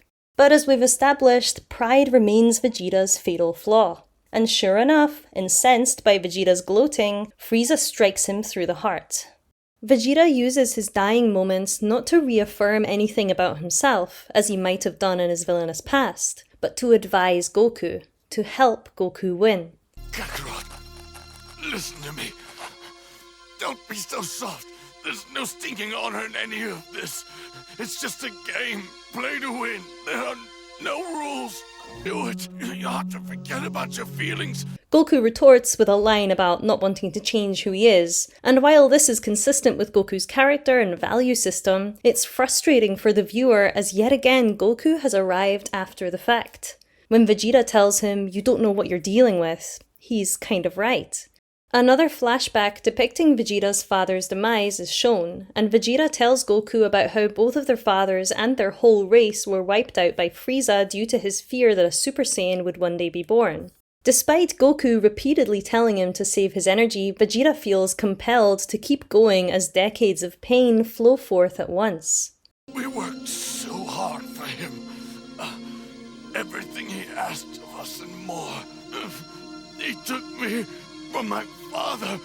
When I was just a little boy, he made me do whatever he wanted and said he would kill my father if I didn't. I did everything he asked, but he killed him anyway, along with everyone else. I'm always moved by Sabat's performance here, particularly in his handling of the phrase, "he killed him anyway."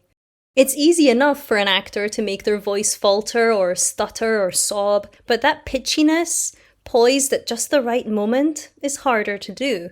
The way his voice wobbles unnaturally high for a moment is really well done, and it's a lack of pitch control you'll relate to if you've ever had to relay important information while being really, really upset. This is a great speech all in all, laying out an emotional core to Vegeta's behaviour that he's kept diligently hidden.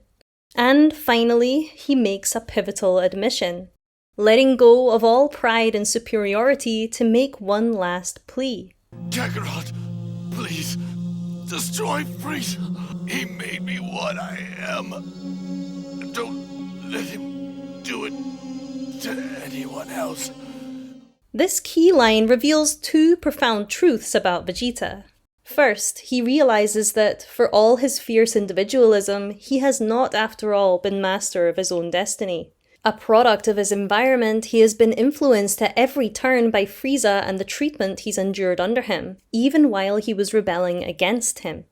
Secondly, he actually cares about others, at least in the sense that he doesn't want future people to go through what he did.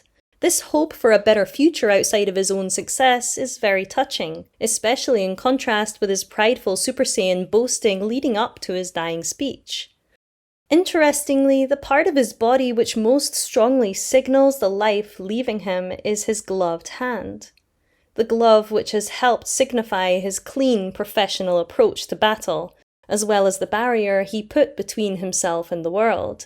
This same glove, which was so often highlighted in close-ups as one of the first parts of his design presented to us in key moments, has now gone limp. He actually dies with his hand outstretched to Goku, his final gesture an admission of weakness and an appeal to Goku's humanity. Goku takes the time to quietly mourn Vegeta, saying, "Goodbye, Vegeta. You're not as cold-hearted as you believed yourself to be. A heart of stone can't shed tears like you did. You must have been holding them back your whole life." Continuing to ignore Frieza, he even takes time to give Vegeta a proper burial, treating him with reverence and respect. He then thanks Vegeta for saving his son and buying them some vital time. We, the viewers, aren't the only ones aware of Vegeta's emerging hero status. Goku is too. You were grieving because he turned you into what he wanted you to be. You never had a chance to be anything else. I know you made a lot of mistakes, but now I see that it wasn't all your fault. You had the fiery will of a Saiyan. Please share that with me now, because I need it. I like the fact that Goku acknowledges Vegeta's fiery Saiyan will, stating that it's something he himself needs more of in this scenario. Despite Vegeta's personal pride being wounded, he is still a symbol of Saiyan strength, at least in Goku's eyes. Goku turns to Frieza and claims he will destroy him for Vegeta's honor and the honor of everyone else he has killed. This reverential treatment, along with the burial ritual, provides further powerful justification for Vegeta's growing hero status. Indeed, Goku's forgiveness is illustrated here not just as something he thoughtlessly gives out to everyone because he doesn't know any better, but an honorable and thought-out philosophy that Vegeta actually deserves to benefit from. I think I understand you now. Our analysis will speed up a bit now, as Goku's battle with Frieza spans about 19 episodes, and Vegeta is dead for most of them. However, similarly to when Goku was training on the spaceship, Vegeta's significance is repeatedly signposted even in his absence. A few episodes into the fight, Frieza is pretty roughed up, but still able to survive a Kaioken Kamehameha. Needless to say, Goku is on the ropes. so much so that Gohan has to be held back by Piccolo from intervening, just as he was held back from running to help Vegeta. The parallels continue when Frieza holds Goku up by the neck of his shirt, a similarly demeaning pose to when Vegeta was held up by his hair. Moreover, Goku's vulnerability, like Vegeta's, is revealed in his inner monologue. And I don't know if I have anything left to attack with. This doesn't look good. But unlike Vegeta, Goku has the advantage of friendly support from a fellow Saiyan as Vegeta speaks to him from the afterlife. You must listen to me. We both know that you have Saiyan blood running through your veins. I feel your pain, but you must never forget one thing. It is up to you to avenge our race. Vegeta continues to implore him from beyond the grave, reminding him of the vengeance he has the responsibility to carry out on behalf of his people, and specifically their fathers. Vegeta appears in 3 forms during this vision: as a boy in his royal uniform, as a great ape, and as an adult, the age he died, only naked. There are a few potential explanations for why he's naked here. It connotes innocence, vulnerability, and a shedding of hubris, and it makes his tail, regrown here to represent his Saiyan identity, more prominent. But most importantly, and this is just my interpretation, I think it really represents a shedding of his past. The only clothes Vegeta has worn as an adult are those given to him by, or stolen from, the person who enslaved him. Unlike his childhood prince uniform, they are not part of his authentic self, and so here, finally free from the physical realm, he leaves them behind. Whether this is actually Vegeta talking to Goku from beyond the grave, or simply a manifestation of Vegeta in Goku's mind, arguably it doesn't matter. The important thing is that the vision gives Goku a new lease of life. And so Goku fights on, despite still being at a disadvantage. A real shonen hero with Vegeta-like persistence. Indeed, it's at the end of this episode that he begins summoning a massive spirit bomb in retaliation. And I like that the anime gives Vegeta a part to play in this by providing Goku with some motivation. Thanks to a valiant group effort from Goku, Gohan, Krillin, and Piccolo, the spirit bomb meets its target. There is then a brief, heartwarming celebration before Frieza emerges once more. Frieza fires a tiny but deadly beam at Goku, but Piccolo saves him. Krillin is the next to go down, being exploded from the inside. I told you this isn't a fun saga for him, didn't I? And it's here that we see the usually calm Goku lose his cool, succumbing to the kind of volatile emotion we usually associate with Vegeta. I won't let you!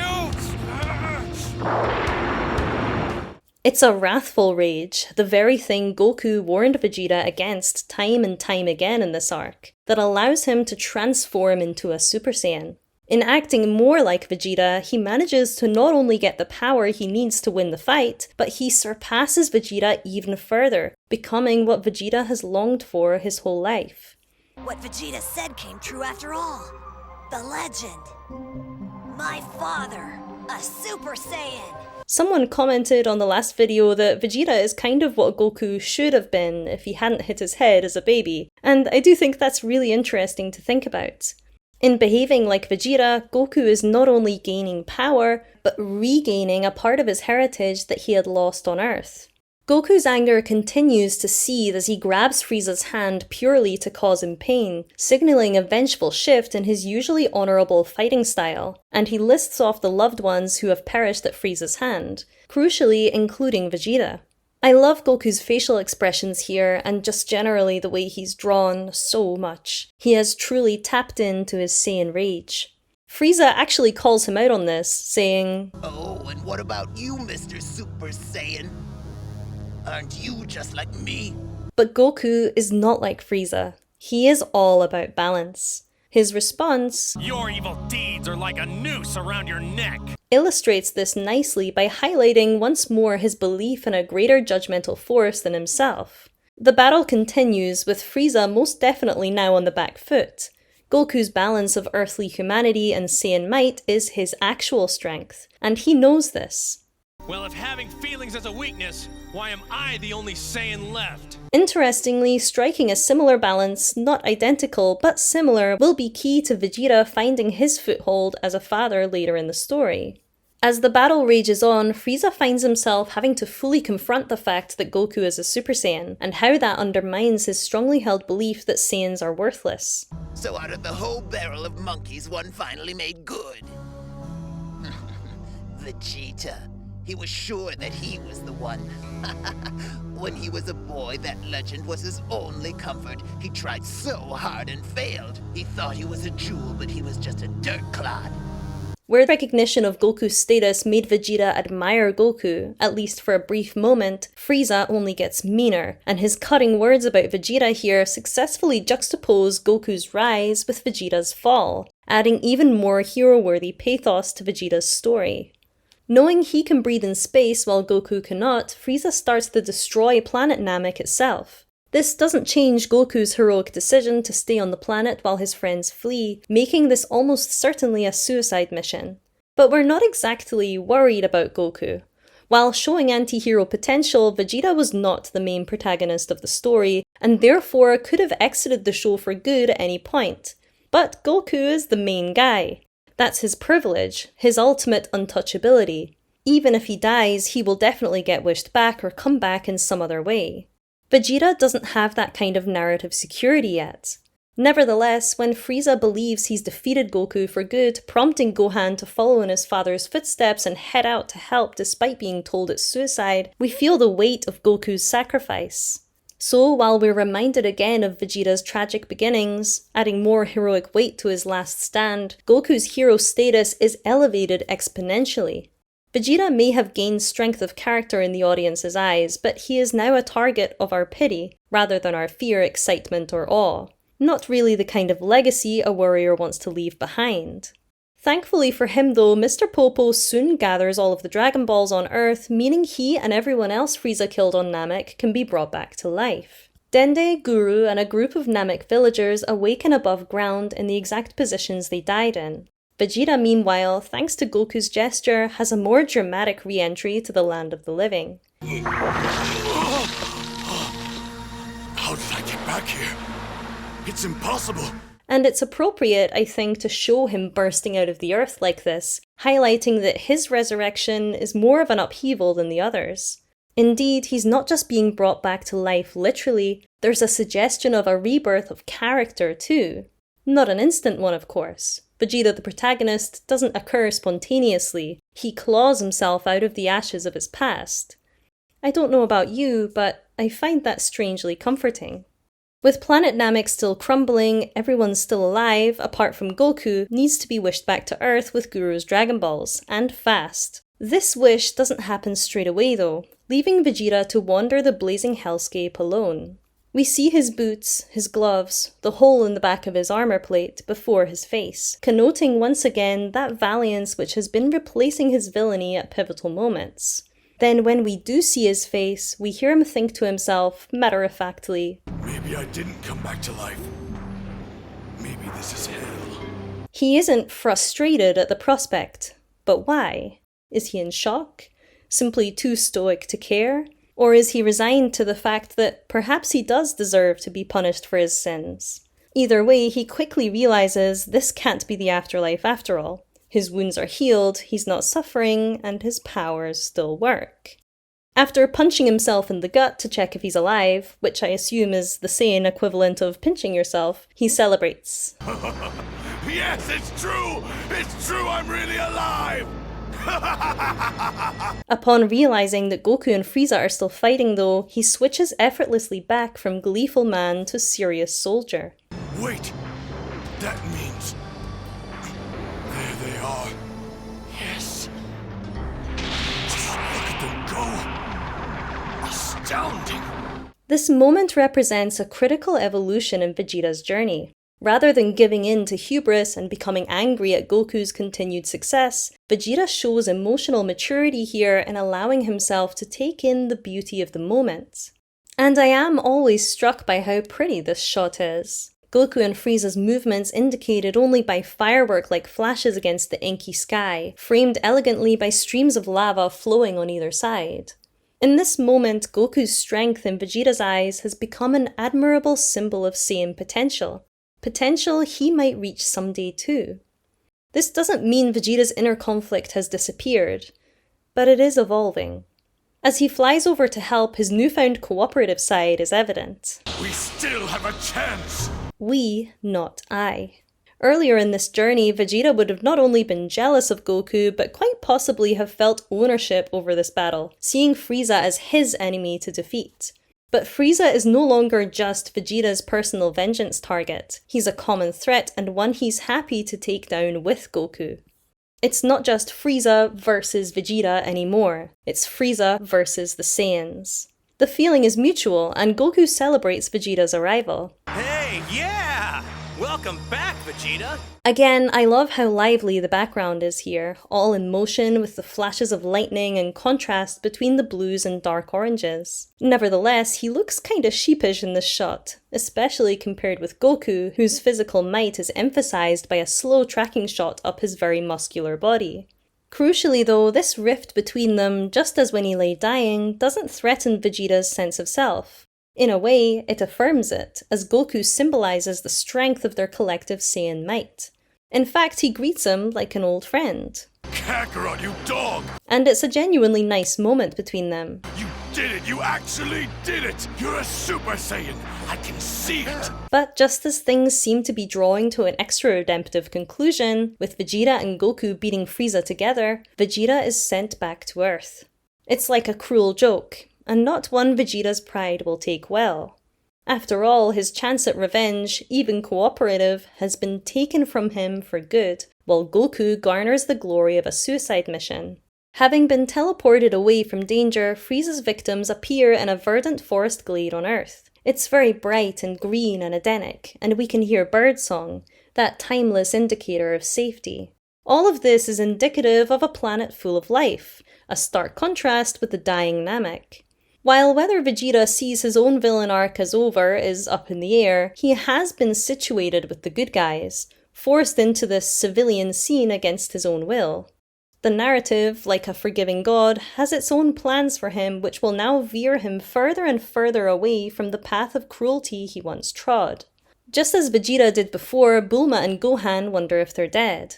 The idea that they're in heaven is just as natural to them as the idea of ending up in hell is to Vegeta, who is left reeling from his forced removal from battle. I can't believe this! I was so close to Frieza I could have spit on him! So, he was happy he's not being punished, but he's not happy with being given a heavenly ending to his suffering either. He wants to be alive, but in an act of struggle and triumph. Unfortunately for him, that final heroic victory belongs to the central protagonist. It belongs to Goku. And Goku's mastery over his emotions, even after reaching Super Saiyan status thanks to Vegeta-like rage, soon reminds us of why. Frieza resorts to a verbal attack, the kind which worked so well on Vegeta, but Goku has a higher perspective. I guess name-calling is your only attack, because you're too weak to challenge me any other way. Notice how Frieza looks away from the camera when Goku responds maturely to his cruelty, while Goku then looks straight at us, highlighting his growing control over the situation while Frieza continues to fail to meet his gaze. Back on Earth, Vegeta has had another big emotional shift. In this scene, we see his villainous side return, almost like he's reactively bouncing back from all the progress he's made so far. Remember, of course, that he was forcibly removed from battle right after riling himself up for a vengeful victory, and now there's nowhere for that energy to go. Overjoyed at the prospect of both Goku and Frieza perishing on Namek, he will at last, he says, be the most powerful fighter in the universe. I think it's funny that Bulma doesn't seem fazed by his villainous language, even as his rant continues, almost like she can see through the bravado. This is the same woman who called him an animal not long ago, a woman who was, quite rightly, terrified of him. And Bulma's changing opinion of Vegeta does end up being one of the things that allows him to put his past behind him and become a member of society.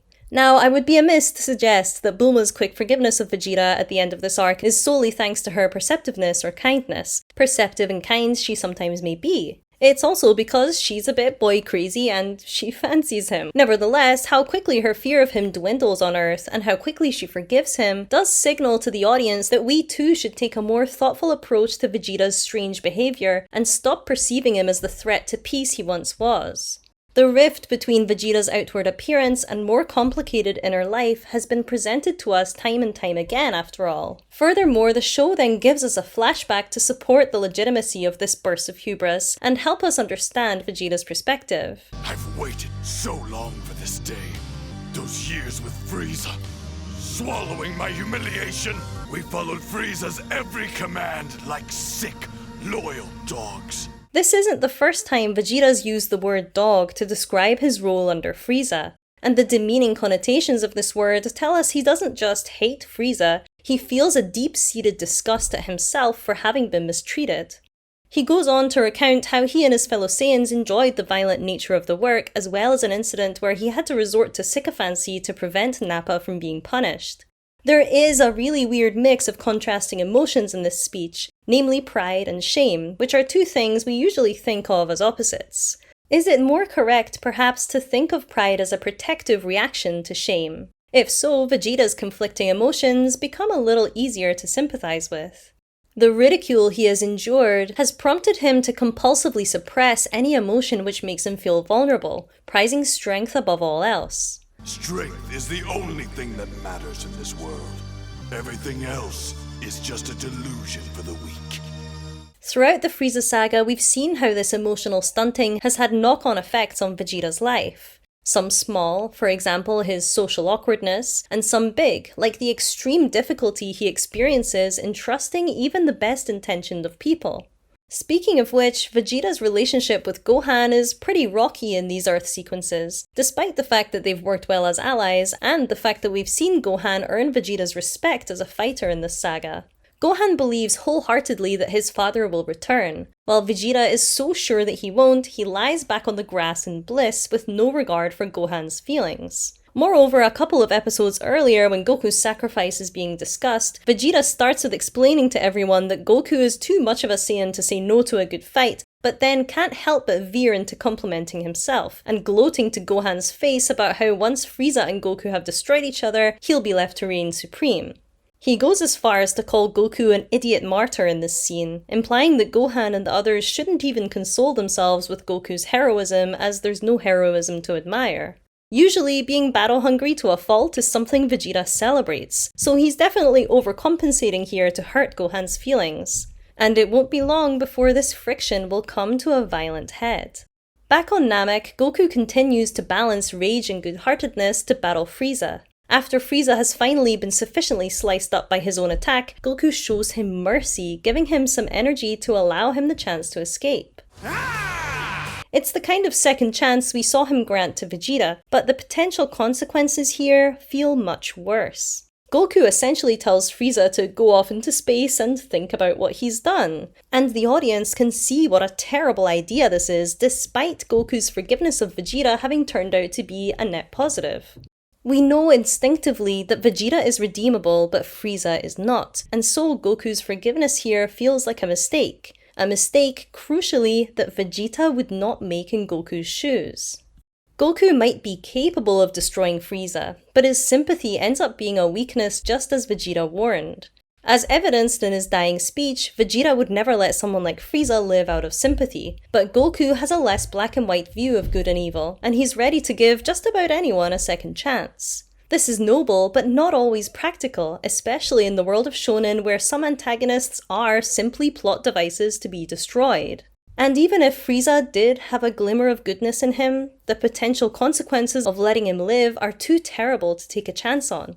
Vegeta sees this clearly, having been on the receiving end of Frieza's hatred in a way that made him a villain too.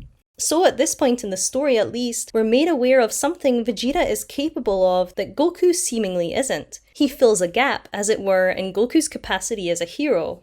Indeed, after saving Frieza's life twice, Goku does eventually have to do what Vegeta advised and actually defeat him. What's important though, and this is one of the things I love about Goku, is that he tries things his way first, staying true to his philosophy just as Vegeta stays true to his, until proven otherwise. They really are two sides of the same coin. Meanwhile, the dominant atmosphere on Earth continues to be one of Edenic bliss.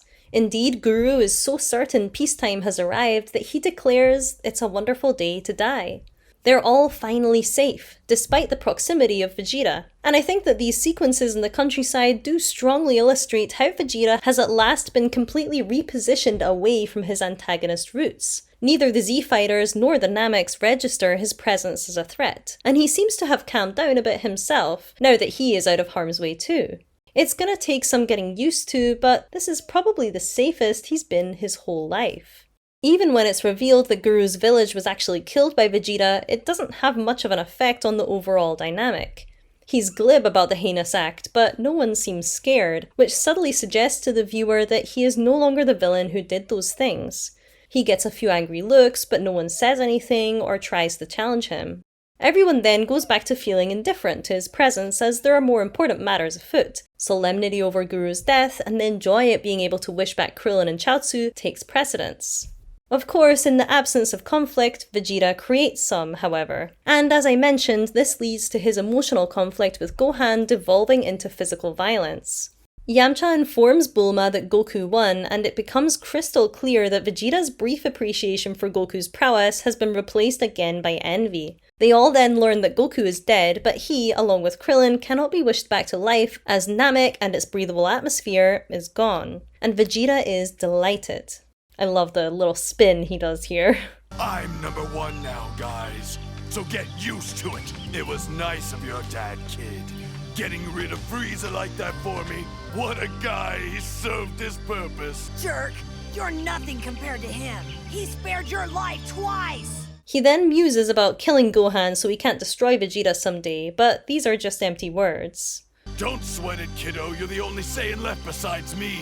We talked in part 1 about how the cornerstone of Vegeta's identity, his royal birthright, is tied to a planet that no longer exists. He is clinging desperately to that status here, as if Goku was somehow the only thing standing in the way of all his princely privileges magically returning to him.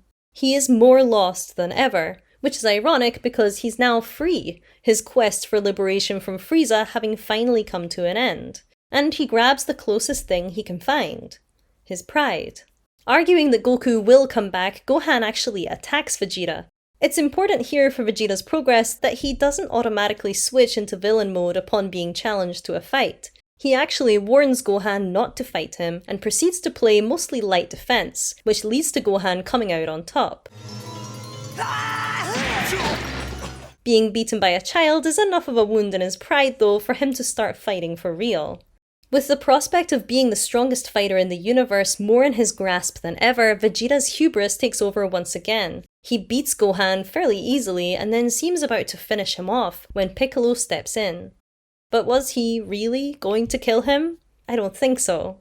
All Piccolo has to do is say back off once, and Vegeta does as he's told, undermining the supposed sincerity behind his last burst of antagonistic behaviour. Gohan starts crying, wishing his dad would come back and save him, and Vegeta is struck by his display of emotion. Before flying off, he tells Gohan that because he's a tough guy, he should be able to face the truth, which I find kinda poignant as it's probably what Vegeta tells himself all the time. Vegeta no longer has the driving influence on the plot or the threatening hold over the other characters that he's used to having. He's a character without a function, a warrior without a fight, a soldier without a job, and a man without a home. Thankfully, the narrative quickly gives him the task of actually helping Bulma and the others to save Goku and Krillin. Watch as he addresses everyone in his usual gruff manner while being legitimately helpful, despite his supposed delight at Goku's death. Shut up! What? Enough of this ridiculous babble. If you want Kakarot back, then listen. The Earth has a check-in station to the spirit realm. Wish him back there first, then wish him back to life. His inner monologue reveals that he wants to find out from Goku how to become a Super Saiyan, which is fair from a power acquisition standpoint. He might not care about Goku as a friend, but it's clear that his villainous will to eradicate Goku at all costs has been well and truly softened into a competitive motivation to best him. And our protagonists can feel this. Gohan warmly thanks Vegeta and Bulma compliments his problem-solving abilities, making him pretty uncomfortable. Yet again, his difficulty with simple social interactions bunch of softies illuminates his restrictive upbringing. I'm reminded here of Goku's line when burying him. You never had a chance to be anything else. But the Earthlings are prepared to give him that chance. Confirming this indisputably, Bulma then invites Vegeta to stay on at her parents' compound, leaving him genuinely flustered. What about you? Hey, homeboy! What? What?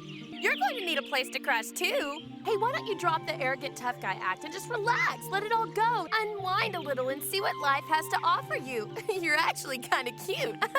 What? I'm not kind of... Shut up! And the arrogant tough guy routine, as Bulma says, is largely an act. That's not to say he isn't tough, and he doesn't have a legitimate arrogance about him. What I mean is that after relying on these traits so exclusively, he makes a conscious effort to bring them out even in situations where they're not needed. And we have seen him at times pretend to be stronger or tougher than he actually is. Frieza referenced this to ridicule him, saying he was all talk. But in Bulma's eyes, this same trait provokes affection and amusement. She sees what was despised about him and likes him more for it. If that's not incredibly redemptive and cathartic, I don't know what is. By inviting him into her family's home, she's solving his homelessness problem. But more significantly, she will ultimately help solve his purposelessness too. Bulma is kind of a big deal. She's a cool gal. Ultimately, it isn't just Goku's purifying influence or Vegeta's own hard work that makes him a hero. It's also the world's increasingly kind treatment of him. Bulma's mum even gives him a hero's welcome, saying, You should get a medal, you're a hero! But just as we established in part 1, even when he's being treated like a hero, he doesn't know how to react like one. And this will continue to be used for comic effect throughout Vegeta's journey. Hi, Vegeta, come on out! I made you a Shirley Temple! About 4 months later, Vegeta stands apart from the rest of the group as they prepare to summon Porunga. More of that self-imposed outsider behaviour we talked about before. We don't see what's happened in these 4 months due to a time skip, but it seems that Vegeta has been accepted pretty readily on Earth. Porunga relays that Goku is in fact alive and doesn't want to be brought back. But he will be back at some point. Classic Goku. Vegeta expresses frustration at having to extend his time on Earth with these quote-unquote bozos and steals Bulma's father's ship, keen on finding Goku himself. Just as in the Forest Glade, his problematic behaviour doesn't register as dangerous to the other characters, however. Even the perceptive Piccolo simply says to forget about him.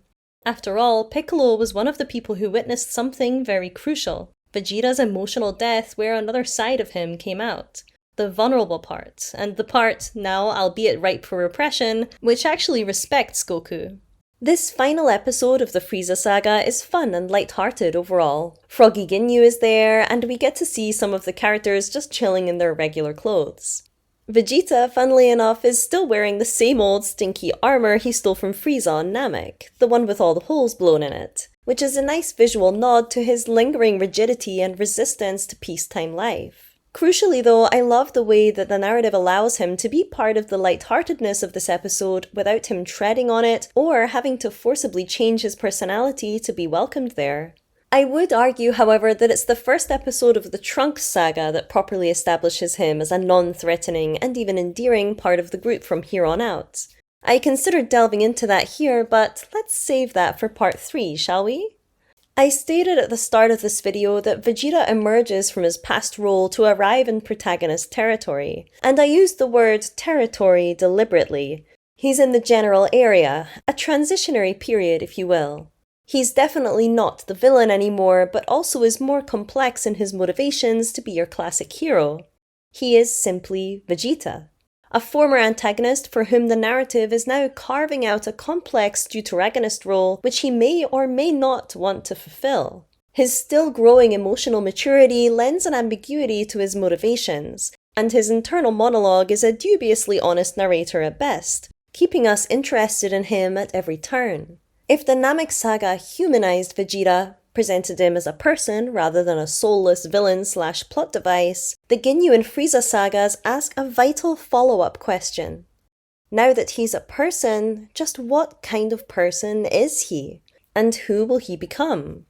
A clue to the answer to that question can be found in his death scene. He made me what I am. Don't let him do it to anyone else. We learn as he begs Goku to kill Frieza that he cares about something outside of himself. He cares about future generations. He cares about protecting the world from somebody as terrible as Frieza. Maybe even in his most egotistical moments, he was wanting to beat Frieza not only for prideful conquest and revenge, but because he believes Frieza is a terrible evil that the world at large should be protected from.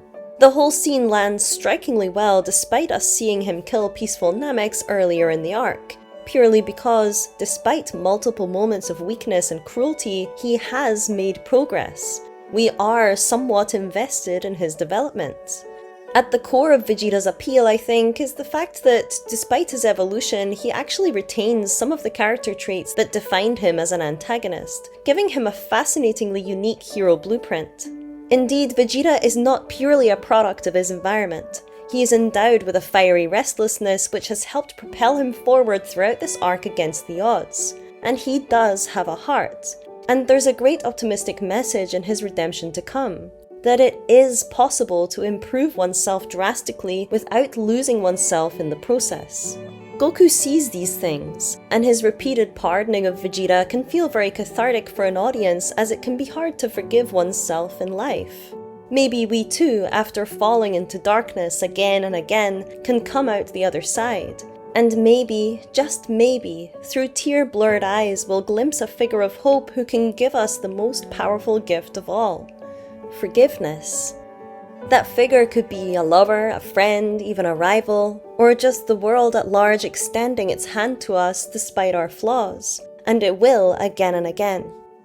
Nevertheless, the meritocratic reality Goku represents still clashes with Vegeta's belief in birthright, and this is a belief we know he held onto despite being demeaned for years under Frieza, so it won't be disappearing completely anytime soon.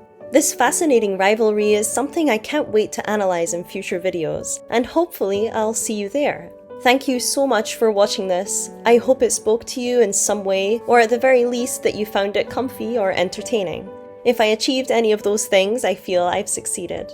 Please don't hesitate to leave a comment, of course. I read all of them, or at least I try to, and I deeply appreciate your kind words, as well as hearing your own analysis too if you have any to share.